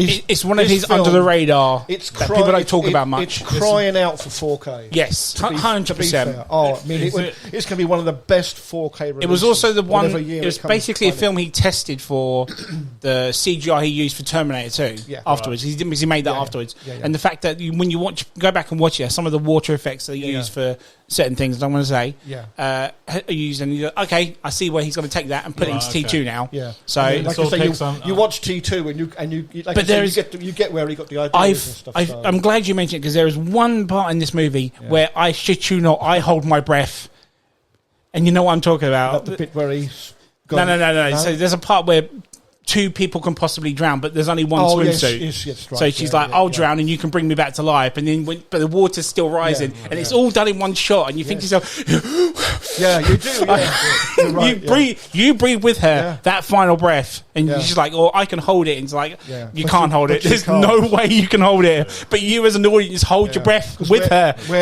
You cannot stop and deny it. Where they are, they have to get back to the rig. That's what it's a mining rig. That's it's come to me now. But it's like you said, the distance back is way more than a person can hold their breath for. And so the only way back is one of them has to die. It's astounding how water pressure works. And there's literally a part where it's like a little vessel keeps going down, and the way it explodes from inside in out is just incredible. It scares the shit out of you, mate, honestly. It's definitely worth a watch. I've got it on DVD, but you should wait for like a Blu-ray release or something. It is definitely worth a watch. It's been on my list for ages. It's one of those. It is one of those films that... It's like a cult, isn't it? It is, but it's like... the way he describes it doesn't sound like a sci-fi film. No. But when you watch it, you know why it goes into sci-fi territory. I could say more, but I don't want to say too much because you haven't seen it. But it's typical Cameron. He does justice with it big time. God, it is a great movie. Yeah, people listening to the podcast, most of them will probably have seen it, so they know what I'm talking about. They know what I want to say, but I can't because I don't want to spoil it. But it's one of those few films that, like we were saying, the minute that gets a Blu-ray release, hopefully it gets a 4K release. It's gonna blow every other 4K out of the water that year. What about Dog Soldiers? That's this month. It's only a couple more weeks, mate. But that's what I mean. If as good and all as that is on 4K, this would blow it away. Yeah. If that came out, if they announced that tomorrow, that Abyss is coming out on 4K this year, John will lose his shit. I would as well because it's a good movie. It does need to be re-released. Yeah. But anything else on that, sir? No. Nice. Not without saying. Let's go to number 3's then. Number 3. David. This had to be done. Aliens. Nice. Number 2, yeah? Number 2. Yeah. You all know this movie. Everyone who watches sci-fi is going to have seen this. It's fantastic. It is. It's fucking awesome. The first one is very good, but this is the one where you've got the team going in. Mm-hmm. First one is like alien xenomorphs. It's classic. It's like the one that you will say is the like made it, and then number 2 is just they just had fun with it. It's just like action packed. I always saw it like that. Yeah. Number 2's got the fucking blips coming, Yeah. turrets and all that sort. Love it. That motion detector sound scares the shit out of me, man. It's game over, man. Game over. And one of my favourite lines: "They mostly come at night." Yes, that's usually, yeah. You talk about G or monsters. I'm talking xenomorphs. Yeah, I mean, like you said, It's an iconic sci-fi character. They are terrifying. They have acid blood, and you've got like one of the best female characters ever. Yeah, and the team going in against of crack trained soldiers, ultimate badasses, fucking straight in from the badass plasma squad. gun with a flamethrower. Yeah, come on, man. Trying to take out. So you've got best against the ultimate sort of killing machine. Machines in this case, isn't it? Yeah, and it's one I watched early on because I watched it straight after watching the first Alien. Okay, yeah, and I just love it for different reasons. Yeah, sure. First one, but I had to put an Aliens in. Yeah. And I think for me, number 2. Sorry, go on. Because you've got that action horror as well. Yeah. Like we said, It's that survival horror that bit where they, you said the turrets run out. It's like fuck, it's coming, and it's like which isn't in the original theatrical cut. Where, That's a director's cut. Oh, scene, really? Yep. What, the turret bit? The turret scene, wow. But I always good. loved the turret bit. It's like never knew why it got cut out, but it's a damn good scene. It's quite chilling, and then you hear him banging on the door afterwards. It's like Jesus. It always kind of reminds me of like even like later now stage. Good God, I Horde can mode. quote that movie through. What, I watched it so many. I love that movie. What, Aliens? Aliens, it's such a good pick, Dave. I mean, I don't really need to say more. We've talked about it 100 times on this show, but Aliens. Yeah. Nice. It had to be on the list. Definitely does. Big G, what's your number 3, sir? My number 3 is I've just changed it slightly as in the order. Oh, okay. So I'm going with number 3, Pitch Black. Ooh. I wondered if someone was going to say about that. Vinus Dieselis, we mentioned earlier. Now he's actually, and he's got his own movie. I'm trying to keep my mouth shut when you said, I've got even one. Yeah. Nice. Oh, no, that's good. Yeah, I love this film. I know I don't think it's as popular as other people think, but you know me. So out of the 3 films, that's the favourite of yours. Which one is that? Because I only watched it once. First one, isn't it? So Pitch Black, Chronicles of Riddick, and Which is the Riddick. one where they're in the prison? Chronicles of Riddick. Yeah. I like that one. Yeah, I do. I prefer I watched too. that literally I 2 months ago. Disregard because I know it's his story, but for me, I love the sci-fi element of that particular film, like that planet they're on. Stay in the light sort of aspect. Yeah, I love me Gears of War. I love the krill. Yeah, and essentially, basically, there's this sort of ship that's going and it gets hit by asteroids, and it has some fugitives and some good people on it, and they crash land on this planet that is surrounded by 3 suns, and every it's desolate. It's all like desert, if you can imagine 3 suns, and it's all like it stays sunny for a while. Wow, and every 22 years, I think. In the total eclipse for another 22 years. Yeah, and then obviously all these creatures come they live underground, and they come out. And They then, mostly come out at night. and then you've got Vin Diesel's character, who's Riddick. He's altered his eye. He's like a high-profile prisoner, and he can only see in the just night. a bit convenient, though, isn't it? How even like, he's got eyes that can see in the dark, and it gets dark. I know, but even there's a bit massive flaw. It's like, okay, all these creatures, okay, they eat humans or whatever. How have they stay alive all this long, and what have they been eating when they're underground? Unless they're hibernating. Yeah, well, maybe, yeah. But I love the design of the creature. It's almost like a But you talking about the krill, there are little ones in this movie which probably were. I think there's hints of them being. How do I say it? Inspired? Yes, that's it. Inspired for the creation in Gears of War. Yeah. Oh yeah. I would True. say, In a way. Yeah, I just love the aspect. They have to, use the light to, in a way, there's like a 2-part film if you think about it. The first part sets up the characters, sets up the sort of the planet, and the second part's all in pitch black, literally. And it kind of uses those like light sort of dark scenes with like little bit lights, and then it's not the prettiest if you look back. But no, don't forget this movie was a low budget Australian film 100%. to start with, and you can tell, but it works so well. Yeah. Sometimes it's better just to be cheap, exactly. Yeah. And then because if you look at that and then go to Chronicles of Riddick, Yeah, it's like it's been given a June budget. It's like fucking hell. It's like whoa. You want to talk cheap? Wait till one of my honourable mentions. Oh, okay. I look forward to that. That my dad made me put on. No way. Okay, nice. He said he insisted, so I'll talk about it in honourable mentions. Nice. More cheaper than this one. Yeah. Yes. Okay. And I bet you haven't seen it. Ant might have seen it. Okay. I think it's one of Vin Diesel's. For me, it's one of the film that got. It's me his best character. I think it is. I can't stand the man. They made 2 films out of it as well, which I don't. It's okay, but I prefer this one. Yeah, it's like I know he's big in Fast and Furious, but I'm not a Fast and Furious fan. But I am. I prefer him as Riddick, big time. I prefer him as Riddick. So yeah. I think it wasn't even like like you said, you can tell it's low budget. He's just got a vest on and like a little cargo, and he's got like goggles, which but still, for the time, even now, it still stands out for me, and I think it's those kind of films that I call sci-fi, and made me excited to sit down and watch those type of films. Yeah. But that's the whole point behind this podcast. That one chilling shot when that bloke breathes the fire for 1 second, and yeah. they're all around him. I remember seeing that in the cinema for the first time. I think he thinks he's about to die. He's got light. Yeah, he knows he's going to go. And then he's got alcohol, and he's got light, and he coughs, and he literally lights up all of these fucking creatures. And I was like, that's literally the money shot of the movie. That is 100%. I was going to say that's the scary part of it. Oh, well, I didn't like the bit where how you get like the predator eyes, so you see the eyes. You see it through Riddick's. Yeah, it kind of looks like white noise. So I didn't quite enjoy it, but again, it's not. I enjoyed it. I liked it. Good. What about you, John? It's bloody gory. Anything else on it, sir? No, that's it.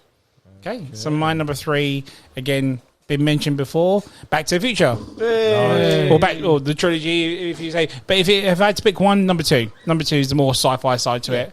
And I just love. I didn't put it on my list. The thing is, with with Back to the Future, it's very odd because it's one of those ones where you take the time travel element out of it. Is there much sci-fi to it in a way? Well. The whole point of time travel brings the sci-fi into it, I think. Probably not. Yeah, because it was one of those films I used to watch as a kid religiously, and then as a kid you don't think of sci-fi, do you? Look at your T-shirt. I know, but that's Ready Player One. I know, but it's the DeLorean. It's the DeLorean. But as a movie, I love these 3. The ones that kind of like a sentimental value to it. But the story again is one of those perfect stories for me as well. And they're what ifs, aren't they? What if you could like the rest of my the ones I've mentioned in my top 5 so far? There are ones that are just story based, story driven, and the sci-fi part has just helped that story. Yeah, and that's where Back to the Future comes into this. Yeah, I won't go too much into it because we mentioned it so many times. I love these movies. Again, if you've never seen them, watch them. They're great. Yeah. I can't go any more into it really. All right. Back to the Future all the way. Has to be mentioned in my top 5. And number 2 of the 3. Number 2 of the 3 is my favourite, I agree with you. It's your number 3? My number 3 is, funny enough, we were just about to talk about it. Sorry, can I just cut him off? Sorry. Going back to your question beginning, what will you get out? If you have one wish, you can take anything from the... Sure. It would be the DeLorean. Okay, yeah. So not Millennium Falcon now. Millennium Falcon and the DeLorean. Fuck no. Has to be one of the other. No, I'm special. I'm brown. I get it. Yeah, you're all right. Sorry. Another James Cameron. Oh. And it's the one you've already thought about. T2. Oh, okay, nice. Yeah, nice. I like T2. It had to pop in there somewhere. Yeah. It had to be. Yeah. I actually left that one off my list just because I was like being really strict and thinking that's an action as well. This is the issue with it because again, take time travel aspect out of it. Yeah, it's an action movie. I didn't want to put. See, I wanted to put Back to the Future, but I knew you would. Okay. So I thought, well, I don't want us because the Sod's Law. We'd come here and we'd all have 3 films in our list that we. I mean, we all like these movies, but we didn't want to ruin people's lives either. So I'm particularly glad that. These are the films that I wanted in my list. I'm glad it's mentioned. I'm glad someone's mentioned it, so I'm happy. So it's like, I like the Terminator franchise, but T2 is like by far, I think, the best of them all, really. Genesis is the best one. What? I just wanted to see your face. I was waiting to see what they say because I thought, No, but yeah, you T2, You like T2. Genesis, though, don't you? I like all of them. Genesis I like is all of pretty them. good. Yeah, yeah. It was The T2 mentioned, chicks. but T2 is the one that kicks off. I Gotcha. Till this day, I'm still annoyed they didn't do Christian Bale's one. Like, they didn't continue it. Yeah. I thought that was wicked, man.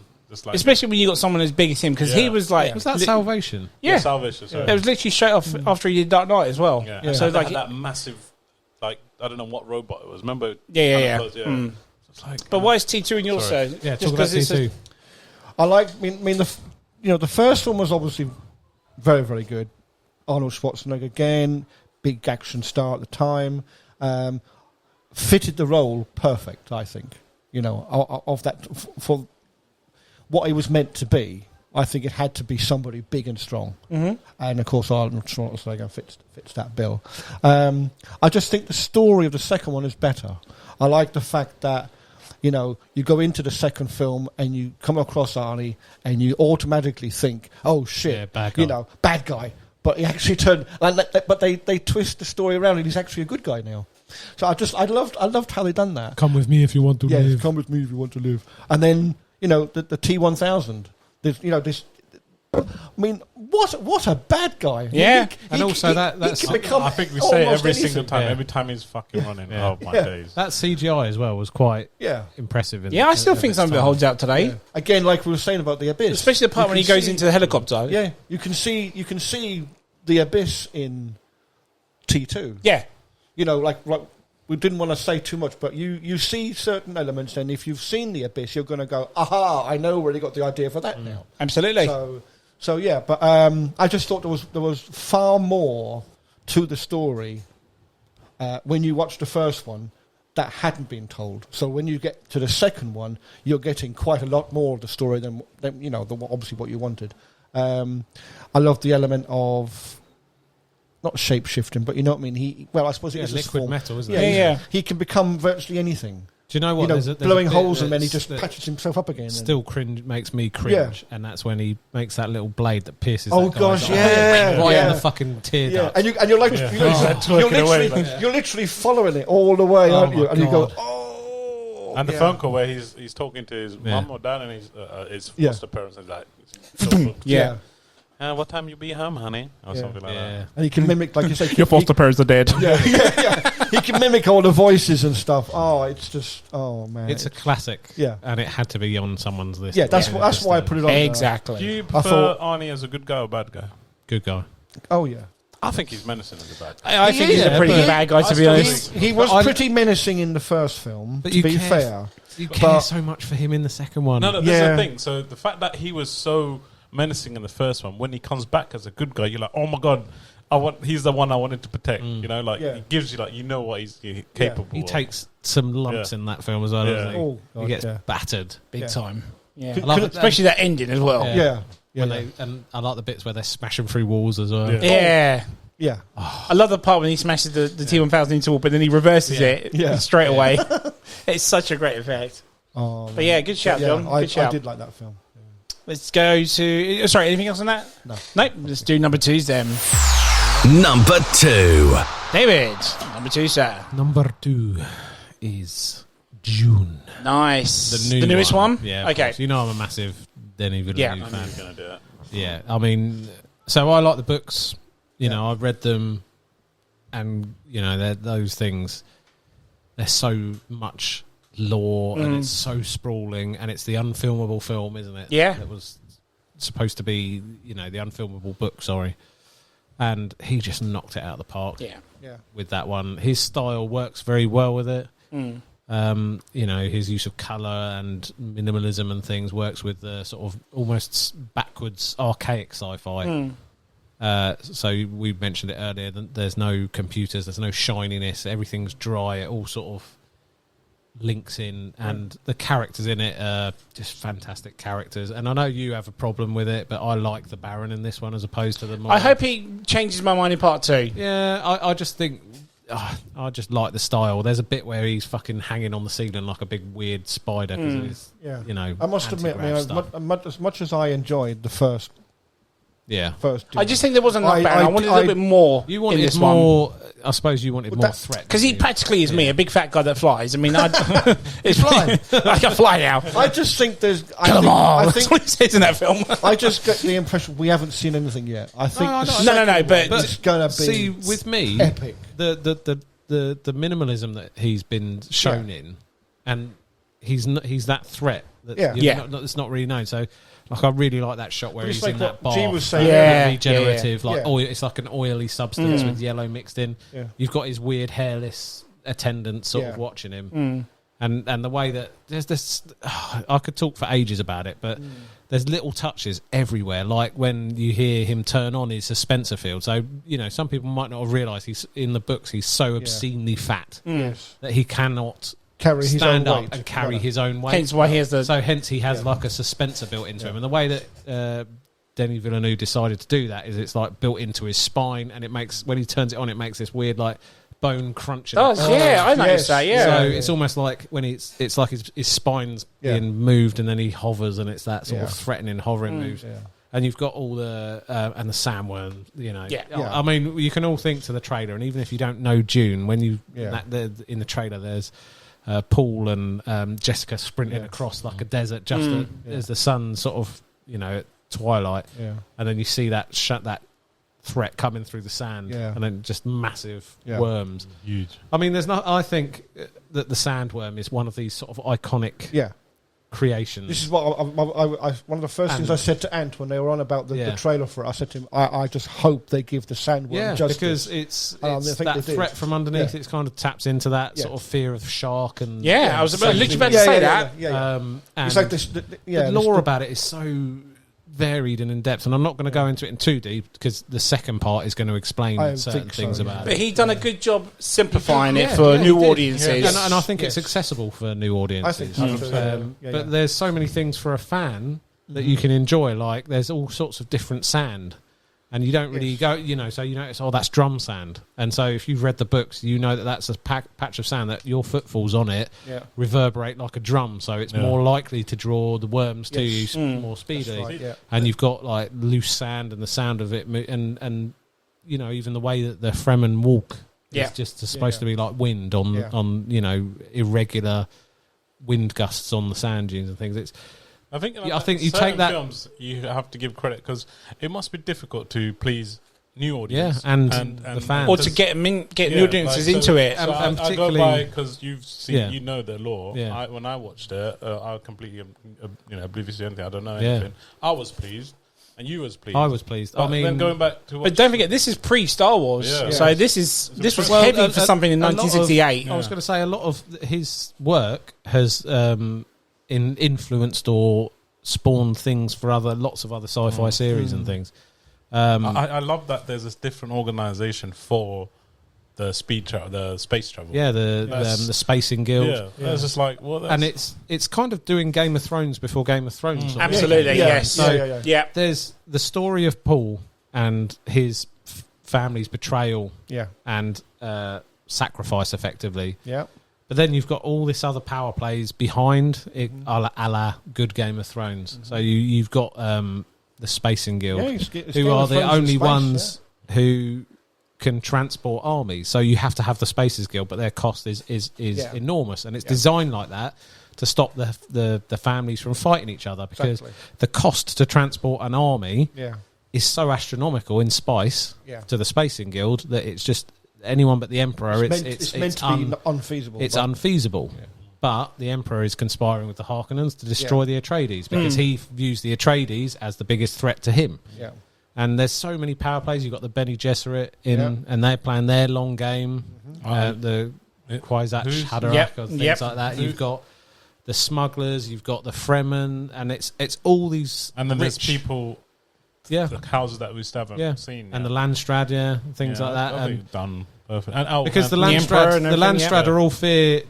It's a very good example of how fragile power is. Yeah, because when you've got such a sprawling empire like that, there's much more that can go wrong.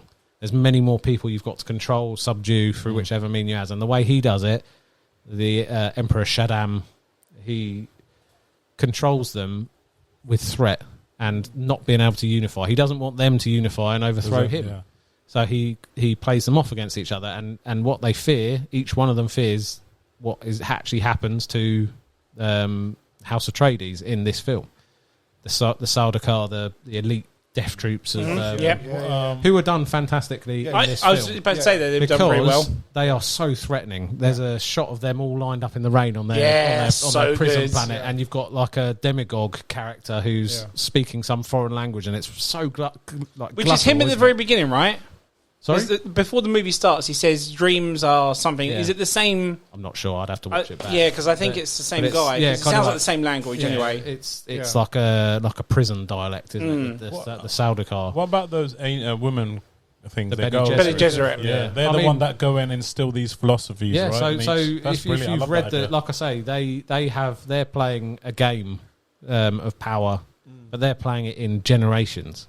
Yeah. So their plans. It's a long game. It's the definition of a fucking long game, because they're trying to breed the houses together to create this perfect being called the Kwisatz Haderach or whatever you pronounce it. And they're playing in generations. So, for example, they set seeds in nascent planets where there will be a chosen one who will come, and you see that in the Fremen. Yeah. So that was planted by a Bene Gesserit many generations ago. Yeah. So that when someone needed, they could slip into the role of the Reverend Mother, the great. So they're trying to create Jesus in a way. Yeah. But I think it's clever. Preacher style. I think that is such good TV. It is right. Each system, and that's just like clever. Like it makes you kind of wonder. Maybe that's what's. But happened here, and made that question earlier. There's so much you can unpack and go into if you the law you talk about law-wise, there's so much you can go into if you want to. So if G wants to watch it as a fresh pair of eyes, he can enjoy it, but he might miss certain things. But that's what I did, and I but it's not lost through. There's enough people or programs that you could watch where you could pick up the law. Yeah. It's just like an example I said earlier. Like I was like, so this is sci-fi. Where's all the computers? I was like, why are there no computers? And he's like, oh, it's because they had their version of Skynet. Sorry, take over. And I was like, oh, this is genius. There's only each house has this one sort of like super AI Mentat, guy, who is like a human computer. Like, that makes sense. Obviously not AI, so they're trained to the standard to be able to do computations. Hence why his eyes go. That made that. And I can see where like elements of this, like you said, influence other things. This is clever, and that's why you need the Mentats to have an extra move in Imperium. Board game. But no, that was going to go into my top 5. But the fact that part 2 isn't out yet, it probably will go in there after next part time. 2. But it's a damn good choice. It's going to be a trilogy, right? No, it's 2 parts. It's a 2-part. Yeah. But he can do more. I mean, there's more books at the end of the day. Books, Children of Dune. I mean, I would fucking love it to carry on. It will probably overthrow Star Wars if it does this well at the end of the day. But there's enough story there for it to do that.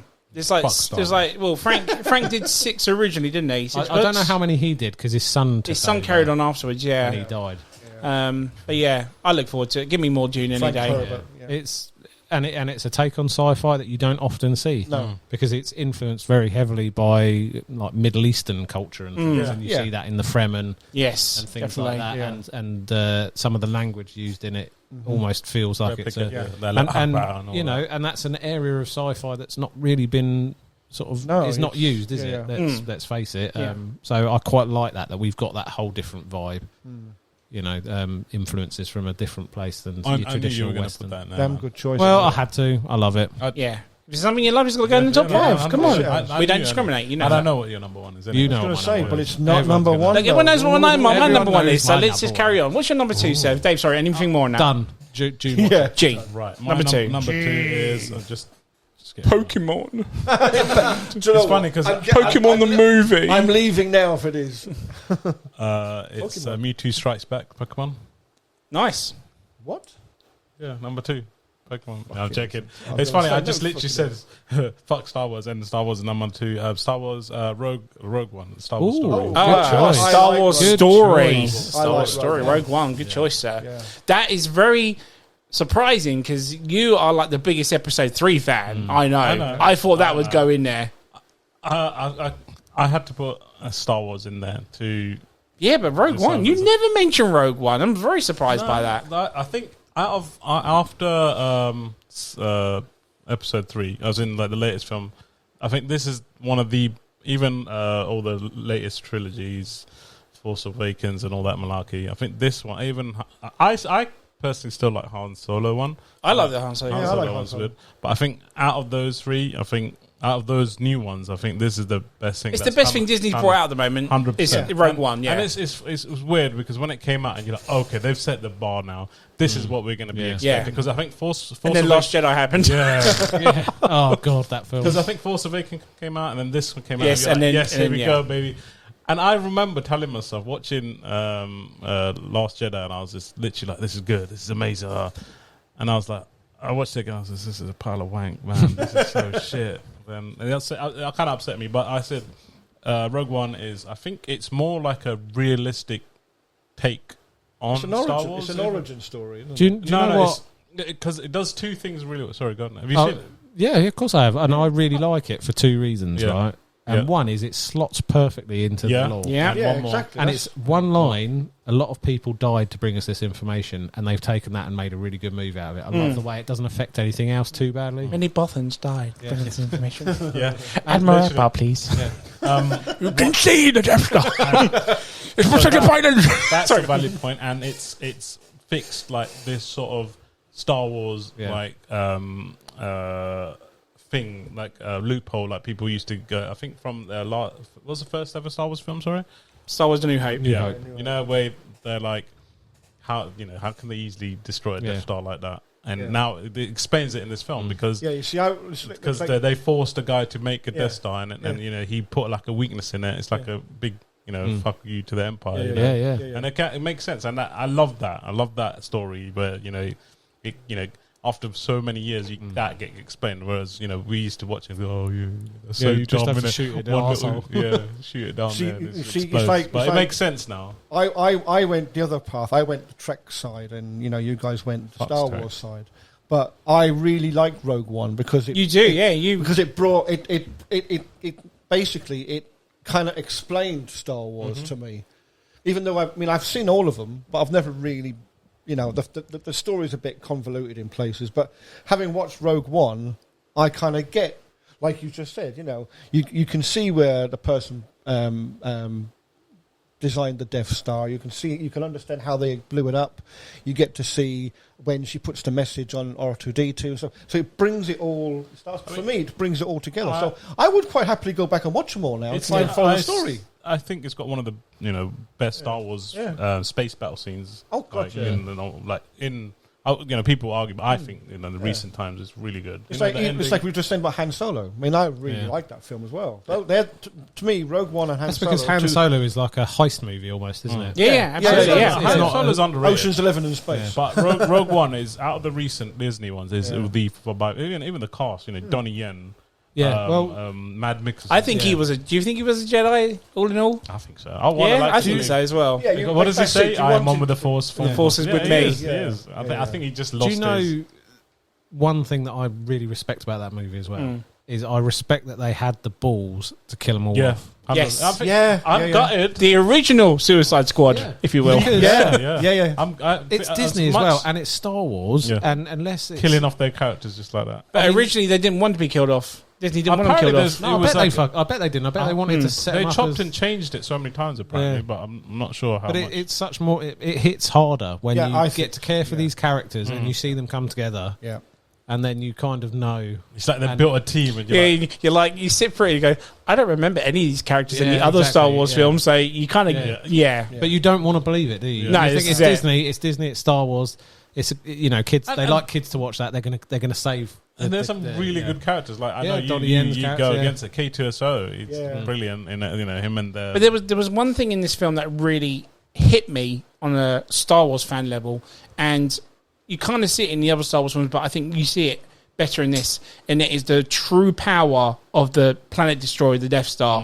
How that one shot can destroy it from the inside and blow up an entire planet. How it shows you in this movie twice, by the way, I think they do is insane. If something like that ever existed in the world, fuck me, I'd shit my pants. I think touching up on that, CGI, I think is one of the best ones I've seen. I think Yeah. if you look back, even the whole action sequence on the beach with the palm trees, and you got the AT-AT. You mean the planet that looks different from the other ones? but it does look amazing. Every shot, every sort of like city you see, it is like I think it's one of the top ranges of CGIs I've seen. It was okay. You can argue when you see Leia and Admiral Tarkin, it's not great. Too bad though, honestly. I mean, but compared to other than visually, everything was on point, and it's got one of my favorite quotes of Darth Vader. When he what's his name? When he chokes the bad guy, he goes, "Be careful not to choke on your I fucked it up. Respiration." Or so, he says something where he's choking him. you'll come back to it. Don't worry. Come back to it. Sorry. And the end scene where Darth Vader, I think this When is he goes full Battlefront. I think you didn't like that. I think Because the game came out at the same time. Right, And if you look at the other, like, He A doesn't New do Hope, that. Empire, he doesn't barely do that at all. but it's like with the new Obi-Wan series, where he's doing all this and he's pulling apart ships and all that. It's like, you don't. I know. he I doesn't know, do that. But So he's still it's better. just, for me, it was just very odd to see Darth Vader do all this shit, and then in the next movie, he just stands there. He's just a presence at the end of the day, isn't he? Yeah, that's true. Maybe they need to remake the old ones. Ooh, controversial statement. But again, like I just to even see him do that, I was just like, oh fuck me, give me more. Was you doing it in the cinema? Yeah, I watched it. I think I've got it. I think I've got an older Star Wars collection. I got it for you in 4K last year for your birthday, didn't I? What's that? Rogue One, yeah. Rogue One, Yeah, this is only. I think I got the Xavi Steelbook one, Rogue Book. Yeah, same. Rogue Yeah, One. yeah. I think it goes for quite a lot. That's the only Star Wars I own. To be honest, I don't own. Oh, nice. But I think Rogue Hence One's why it's in only Star Wars I top, own. the top 5. it's Number it's 2, gotta mate. be, man. I think it's a Star Wars story done right. I think so. And it's a shame they had to die, but I think it was a necessary. For the Well, we're still getting a prequel to I Rogue don't One now, isn't understand it? that. I don't. Is it a film Andor. or a series? It's a series. I don't understand that. What's the point? It's basically the start of how the rebellion started. Yeah. I mean, do we need it? No. But hey, It might be good. Disney, man. Still need to milk that cash cow. Exactly. Oh, yeah. money. Yeah, money, yeah.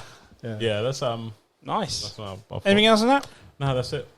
Okay, so my number 2 is, unfortunately, part 1 to Dave's part 2. That's all right. Alien. Nice. I love Alien. Everyone knows I love it. Because It's there's my such favorite. different films, you Yes, can talk about it in exactly, a completely yeah. different way. I've mentioned it too many times, so I'll just go into it very quickly.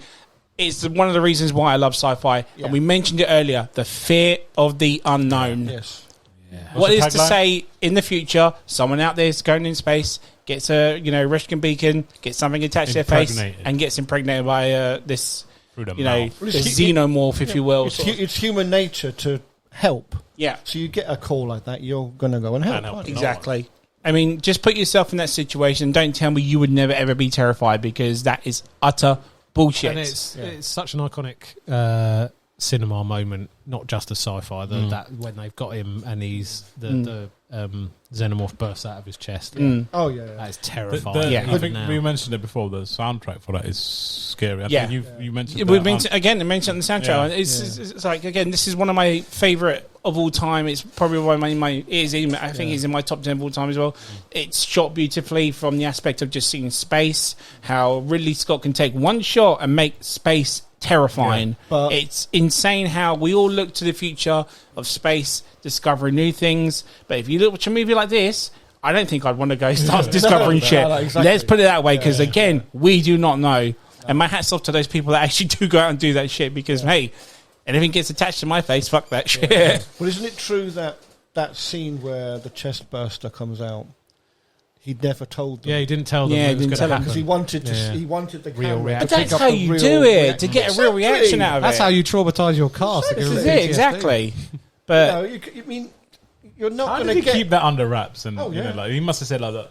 This is the scene. So he probably told them that it'll come out a different way, and it did this instead, sort of The thing. only one who knew was John Hurt, wasn't it? Because Obviously, yeah. But yeah, just as a movie itself, to me, it's perfect. Like I said, it puts me, no matter how many times I've seen that movie, it still puts me in that cold sweat feeling. If I watch it in the dark and there's that scene where Ripley's on her own, I just can't but be in her position and just sort of, these horrible chills, these, quite breathing quietly because, he's going to pop up around the corner any second or whatnot. Just it has to be in the top 5 regardless. Yep. Very close to number 1, but obviously we know what my number 1's going to be. But as this film, it's like Dave said with number 2, I can't not have number 1. The ultimate horror, sci-fi horror of all time for me. John, number 2, sir. Also my number 2. Is it really? Go ahead, sir.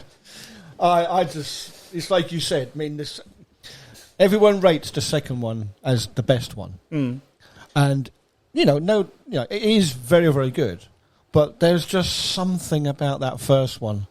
It's like, I think it's the scariness of it. It frightens the fuck out of you. So you go to the second one, and okay, it is and a better film, but you already still scary as well. Oh the second yeah, one.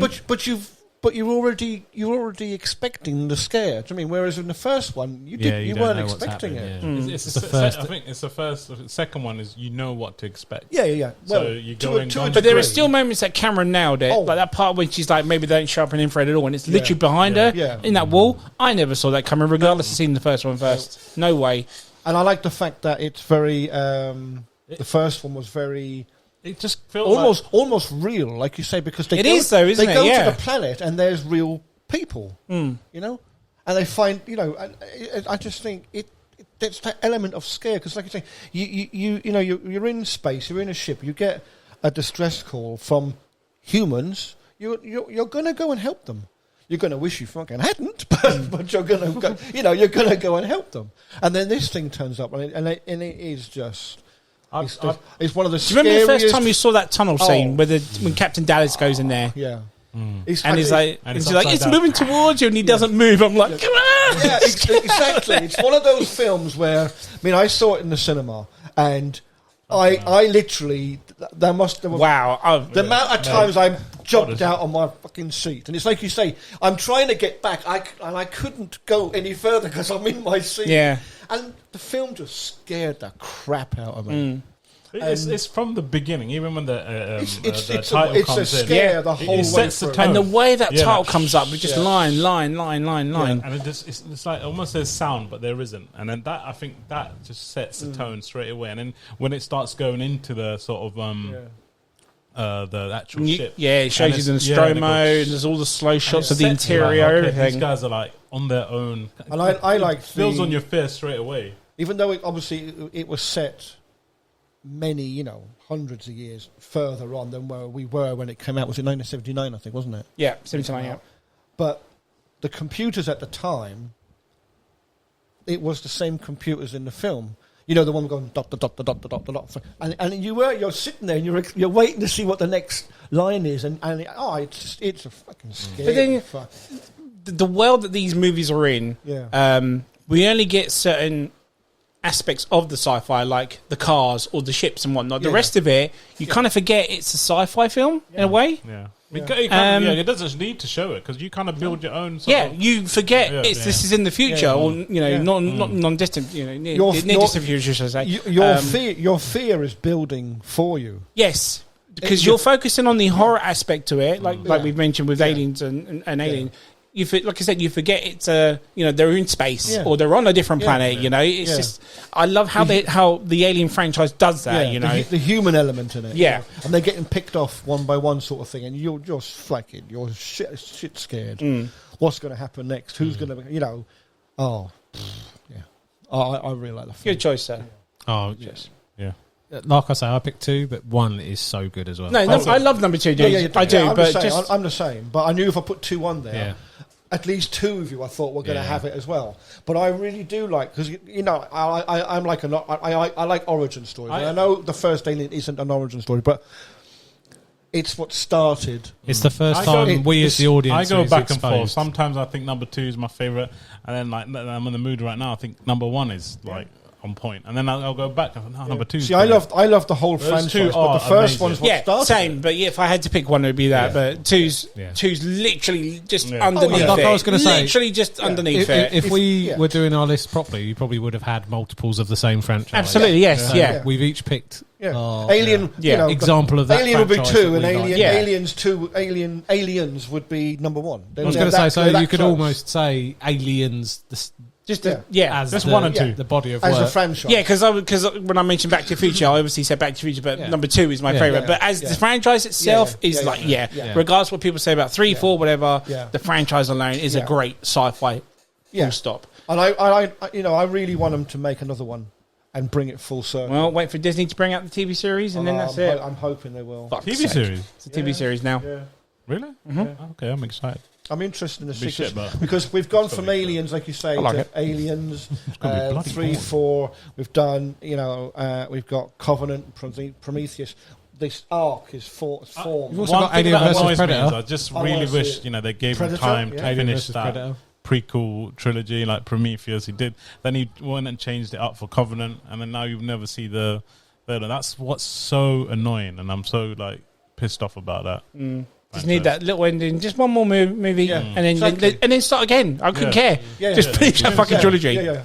But It's like that. There's that close. Come on, just give us that one tiny little bit. piece, You know, just bring it Ridley round. Scott's nearly in his 90s Yeah. now. Come on, just give me that one little one. Yeah. Anything else in that, sir? No. Right, let's go to the ones we all know. Number ones. Number one. It's number 1. David. I've already said, as a franchise, you could slot both of them in here. So I'm only going to pick one, even though it would probably be 1 and 2 if it was strictly Blade Runner 2049. Yes. Oh, see, I knew it would be one of them, yeah. but I wasn't sure. Okay, so 2014. 49. 2049. So the reason I've chosen this one, because both of them are fantastic. Blade 100%. Runner is one of my all-time favourites.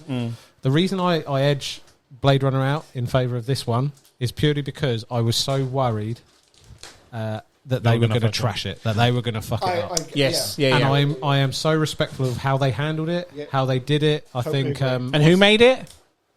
yeah, Denis Villeneuve, as Again, always. it's my style. He's my guy. But it moves the lore on in a satisfying way. Yes. It moves on the stories in a satisfying way, and it sets up more, which who knows if they're going to do, but the whole human story of it, of the replicants. And I'm not going to spoil it, and I've talked about it loads before anyway. But it's handled so well. The style of it is so good. The Denis Villeneuve's his whole His vision. vision and the way he films it, the sort of very And how he's harsh. stuck with the original vision as well, isn't he, for And, the first movie? and there's so many elements that I like that he's updated. I like the birthing scene of the replicant. Yes, he I falls forgot about out of that, bag, sort of in jail, and he's Which like we've a never seen the newborn. first one, do No, we? no, but she's like a newborn, sort of like almost like I was a about deer. to say they hinted at it in the first one, but he actually brought and you've it got out. Jared Leto, Yeah. walking around her, and then he just fucking stabs her because at the end, and his vision with his little buzzing drones. I like that. I like the new replicant test Okay, yeah. Yes. that they did, because you remember it used to be the questions. So you had Harrison Ford Interlinked sit all down, that stuff, Yeah, isn't yeah, it? Yeah. and he would be like sitting there and going, "You see a turtle on its back in the hot sun. How does that make And he's watching their eyes to see if they're Because human. eyes, yeah. Yeah. Now it's got him sitting in that white room, Agent K, isn't it? Sitting in the white room, and there's like a lens in front, and someone's speaking, and it's flashing images at him, and I like that. It's a new, It's quicker test, isn't it's it? a new if you will? take on something. Yeah, it's a new. It's to because they know he's a replicant, but they're just seeing if he's going rogue. Okay, kind yeah. of thing. And I like the way the story is told, because the whole way through you almost got this. Oh my god, K is the special one. Yeah. I love that. He's the special one. He is this child, that was born from replicants. Yeah. Which is the last boundary between humans and replicants. Yep. Them being able to reproduce, which was deliberately programmed out of them so they couldn't overtake us. So, yeah. So that we held the reins of power. And you think he's special. And then at the end of the movie, it's kind of, you realise he isn't. He's just... Plot twist. He's just a guy. Yep. And he... But he still has a major input on the story. Well, he has a major input on the story, but it's that bittersweet thing because all he does at the end it's is, him, is it's him. still Throughout the is- film, that it's yeah, him. He's all the he one. does at the end is go to deliver, Harrison Ford to his daughter, effectively. Okay, isn't it? yeah. And I'm not going to go into it too much because if you want to talk about greatest sequels, I think I'll go into it in detail on that one. I think didn't I? Because I'm pretty sure that was my number one on that as well. Yeah. It was, yes, yeah. So go back and listen to that if you want to hear me going in more detail. But it's a fantastic film, and it's a really good example of taking something that was so treasured and enhancing it. And the fact When that it in was this so day- many years after the so first many as years well. after, different director, Again, different it's like you- audience tastes and It's things like, like that. it's like you were saying earlier. I think wasn't it about Dune? You were afraid. We all knew it was coming, and we were all scared that they were going to just fuck it up. Like a lot of them. Rings of And- Power, anyone? Yeah. But yeah, I mean, Rings in of what cinema, It's still to be discussed, isn't it? still to be, It's a part But of I mean, in today's age where we've talked about this many times off the podcast, studios seem to be doing such a disservice to well-known IPs and things like that. That it's nice to see something so good come out of it. That was on its own so seminal, so genre-defining, which is Blade Runner. So I've put the new Blade Runner up there, but in your It's the minds you can franchise, put both Blade of them Runner. up. Both of them And on if there. you- I was if about had to ask you choose- that, If yeah. I had to choose from between the two of them, I would have picked that one. Yeah. Because on my list would have been, like I say, Blade Runner 2049, Blade I Runner. must admit, Then it would have been Aliens. Then it would have been Alien Yeah, 1. yeah. and it would have- Exactly, yeah. We can't do Yeah. that, so I've picked out of it. But My number one is very similar. so It's not the same. that's what I've gone for. And I know I keep banging on about it, and I'm going to slip it in as many podcasts as I can. No, I it's love that a fucking great film. Yeah, I love Go that movie. and watch it. That was the one movie where we saw. You mean John's and someone else we won't Who mention. got the special edition with the glass? Yeah, I think both of you and I have that edition, don't we, with the glasses, whiskey glasses. Yes, the whiskey glass that's like the angular one But that you use it. I fucking clapped at the end of that film. Yeah. It was just how I wanted it to end, because I was like, okay, we've So got this. How good. do we end it? And then the way it just cut, I was like, yes. Yeah. Other Just leave it like that. And it's Other people joined in. So didn't they? sad. He's gone through that, Yeah. and he's gone through that formation to only just effectively die in bringing someone more important It's in the the greater only, scheme of the only things. film where I like Harrison Ford, in the first one and the second one. Really? Harrison Ford? What about him? Yeah, It's the only You film don't I like him in like. anything else? Nah. Wow, bold statement again there. Yeah. Doesn't like Star Wars or anything? He doesn't like Indiana Jones. No. Doesn't like anything like that. Yeah, but he's just saying it just because it No, honestly. brings my piss to a boil. You're being a provocateur today, aren't you? the whip. Get the hell out of here, bro. So yeah, that's my number one. Nice, Right, good choice one, there. Good one. Good one. Big G. Come on. My number two. Is that loud? Number one. Number one. Sorry. Uno. Warner. Uno. Is The Thing. John Carpenter's yes. The Thing. John Carpenter's The Thing. And Nice. you know what? I was super excited. I don't think I've talked about it. I think I might have, but I know I definitely have, but I don't think you was on that because episode. I But was bring doing it, we'll talk about it anyway. I was doing, as I said before, as I was doing the list, and I did like to search the list, and I found out Jurassic Park is sci-fi. Yeah, this is horror sci-fi. Yeah, Yeah, and I was like, it's what a the fucking thing? flying saucer in the first 5 I know, seconds of the but I movie. You think it of it as a horror, isn't it? And I'm like, I know Alien as well, and I was like, fuck yeah! One time I could put it in there. I was like, Yeah. yeah, fuck it. The Thing is number one. Yeah, bro. Running straight in. Yes. And it's one of those concepts I think everyone knows that I love, and we went nuts on board games about it. Yeah, we did. It's the element of who the fuck is it? The traitor amongst us. Yes, and exactly. it's so beautifully done. And ever since I've watched it, I think it came out in '86, I believe. 82. Same 82. age as me. And I think I watched it round early or just before 2000. And I remember I went and got I watched the first time. I think it came on telly, and I was like, blown off. And I bought the DVD, and I still have that DVD. That's the one DVD that I still have all these years. And it's just one of my. So let's favorite- go into the basic of what the story is first. So Okay. you Right. mentioned the movie. Yeah. Why? Okay, I'll go. What happens in the movie? So you follow this. I think it starts off with the dog. The dog's running, getting chased by a helicopter, getting shot at. But why? We don't know. It's just running, and it finds a camp. Yeah, it's re- like it's a a research- research centre, isn't yeah. it? And it runs in. Outpost 31. And obviously the two guys have come off land and they start shooting it. And apparently they speak, they tell you why. Norwegian, what it is. yeah. Speak They tell, Norwegian, you, yeah. they tell you what it is, yeah. Yeah, so, and then obviously that camp think these guys are nuts. And then I think they just blow themselves as he goes to throw He a accidentally throws a grenade and it blows up. Yeah, they blow themselves. Let's not go into every detail of the movie. Just tell the basis of it. Jesus Christ. I love to go into it. But anyway, And what happens? What happens is that a dog is infected. It's an alien life form that can replicate anything. Yeah, that's it. That's the scary side of it, isn't it? Yeah. And then the rest of it is about slowly. It kind of replicates everyone one by one. Brings out paranoia for the rest of the station. Like, who is this thing? It takes that thing that you see in many other movies, like being able to rely on your team, your friends, your companions, and flips it on its head because you can't trust anyone no more. No. This is it. It's just you. You're on your own. And then if you lose sight of someone, you're like, what the fuck? Like. So, I mean, put yourself in that situation. Like us four right now. I go for it's clearly John, but the good thing is we'd know if it was John because he's so hopeless. He'd be the what's that? Do you think the thing would go for an old frail man? Somebody I'm joking. Somebody would try to secretly show their status to him and go, "Oh, for fuck's sake!" The whole game ends there. Damn. What's that quote where he gets tied to the? I'm tied to this fucking couch. Yeah.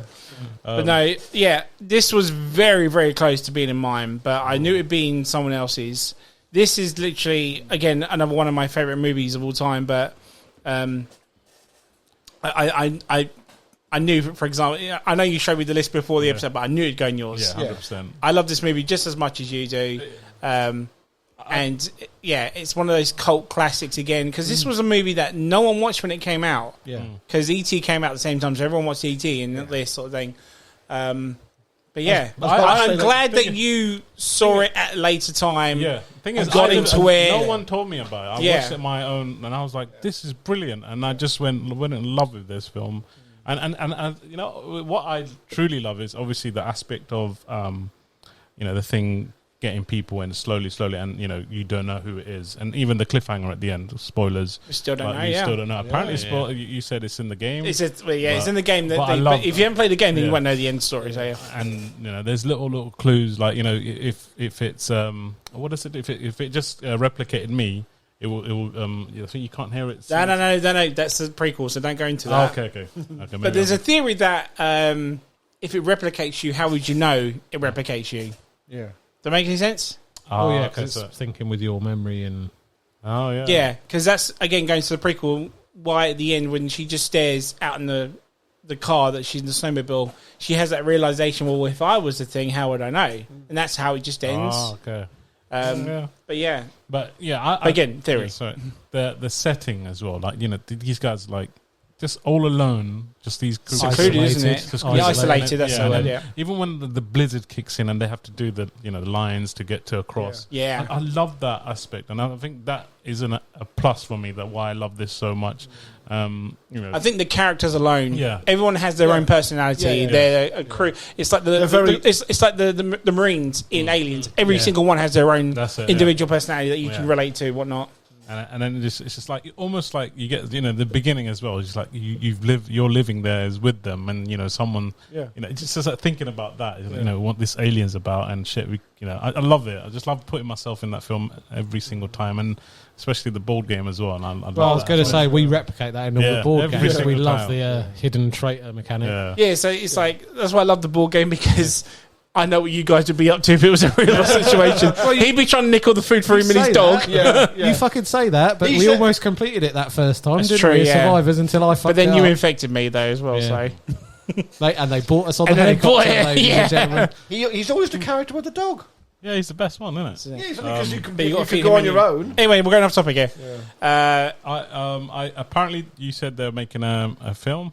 A new film or remake? So Blumhouse has bought the rights to do a remake. Yes, right. Yeah. Whether or not it's still going ahead or not, because it's kind of gone quiet. So they announced it just before COVID happened. They released a teaser poster, which looks fucking awesome, by the way. Really?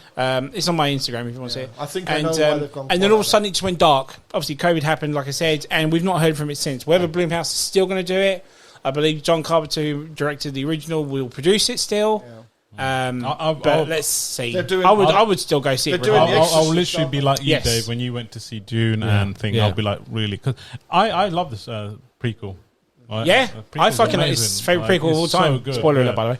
Yeah, but I just wish. I hope if they do this one, I'll be just like, dude. When that prequel came out, me and my mate, because we're big fans of the franchise, we were so fucking hyped for that movie. Like first showing, first day. Damn, I want to watch it again. Yeah, we were there. And it was everything we wanted from it anyway. Get CGI, I don't care. You give a shit.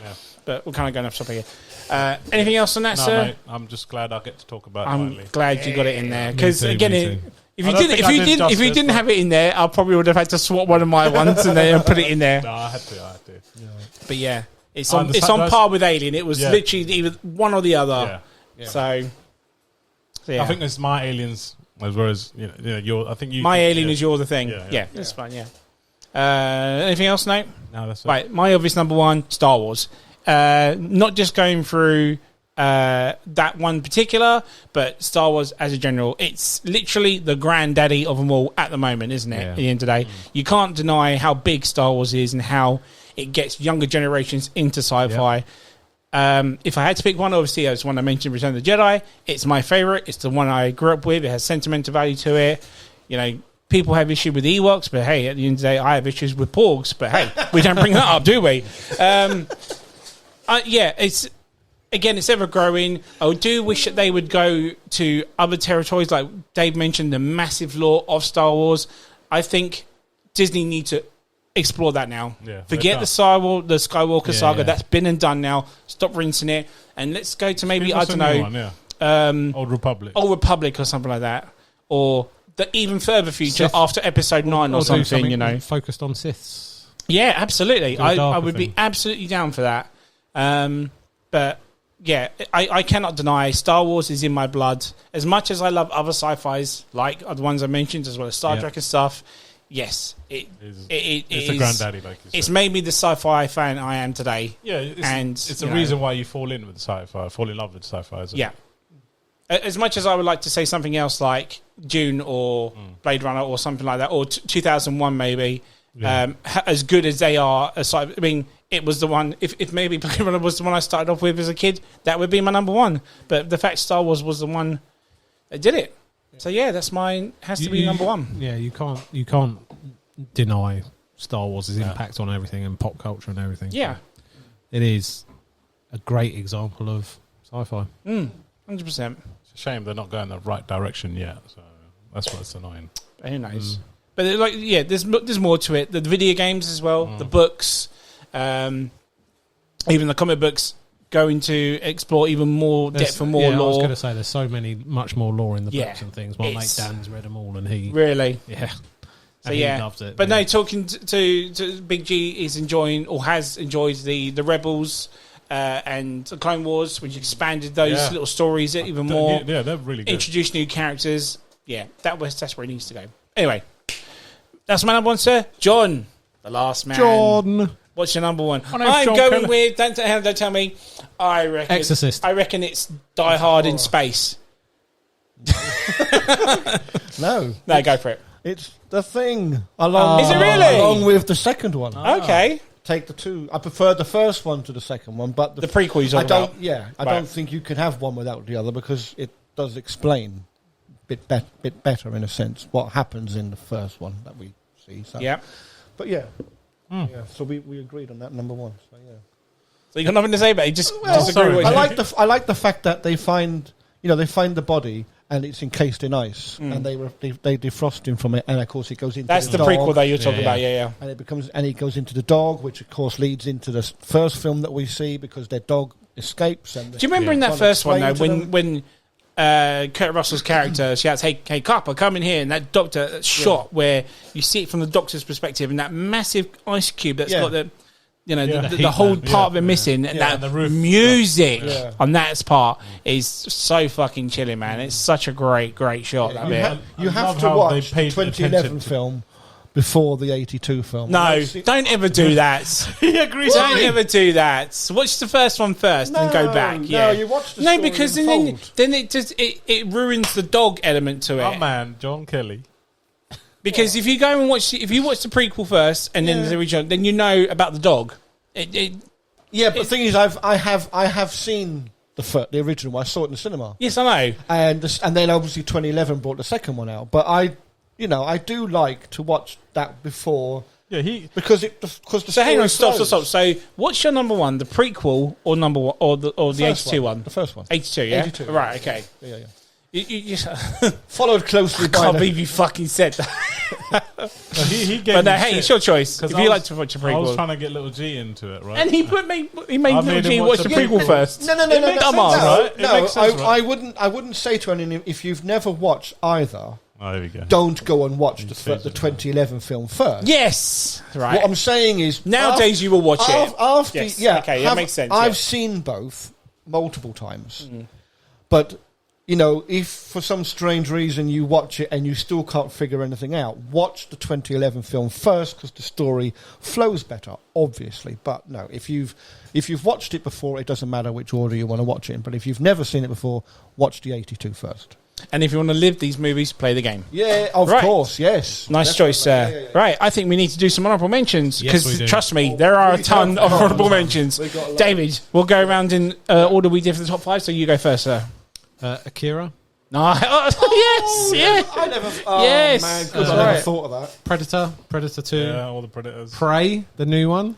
The new one, nice one, good Sci-fi, choice, I sir. love that. Or Terminators, you had Fifth Element. I put the Matrix in there, kind of. Yes, Yeah. no one mentioned. I thought he would have that See, in his. I left that out because I wanted really to go thought more- I would get shit from you guys if I No, put it. Plus, I always bang on about Matrix. That's one of the reasons I did it. So. I got The Thing, District 9. Yeah. Oh Yes, shit! I Yes, know. Elysium. Elysium. Yeah, I love Yeah, Elysium. Elysium. Close Encounters. Can we wait for him to finish Oh, first? sorry. I Mad really Max wanna put Fury one Road. Yeah, but I nice. class that as more of an action thing. Yeah, I put Close Encounters in the original The one. Quiet Place. in. Yeah. Oh, yeah. That's Yeah. aliens, isn't it? Kind of. Yes, It's alien yeah, because they're horror, aliens. sci-fi Yeah, horror. Yeah. 2001 Space Odyssey, Martian. with What, Matt the Damon. Yeah, Martian, yeah. Matt Yeah, Damon, yeah. Another Ridley Scott movie. Kind of Ghost in a Shell. Yes, Yes. definitely, Yeah, Ghost in the Bastard, Shell. I was definitely. going to Yeah, say yeah. that one. Yeah. And one that was so close to going in my list, Dread, the new one. The Yeah. new, oh Yes. fuck, I love yeah, the new I one. good really want to get down choice. 4K. I'm a massive Judge Dredd Yeah, fan. the new one is Love so it. good. And the new one is so good. Nah, and I'm it's so simple. Stallone all the way. No, it's Dread. No, I Change my mind. I must admit, I did like that, but I did like the Carl Urban one. as We're well. going to have to have a discussion. We about need it, to, mate. yeah, We're we'll do going a to have debate a episode. dread off. Top 5 combat Hang on. movies. Anyway, carry on. To finish Oh, it off, you God, know we were yeah. talking about cheap budget movies. Go, yes, Yeah, go. go on, Okay. yeah, go on. Has anyone seen Dark Star? Yes, Yes, that's John yes. Carpenter's first movie. Yeah, John Carpenter's Yeah, yeah. student movie or Yes, something. right, my dad yeah. was saying. Right, yeah, yeah. My dad made me watch this film, and I I'm have not seen it for a Is that the one with the ball? Yeah, I'm not Yeah. kidding. The alien in it that gets on board. Really quickly.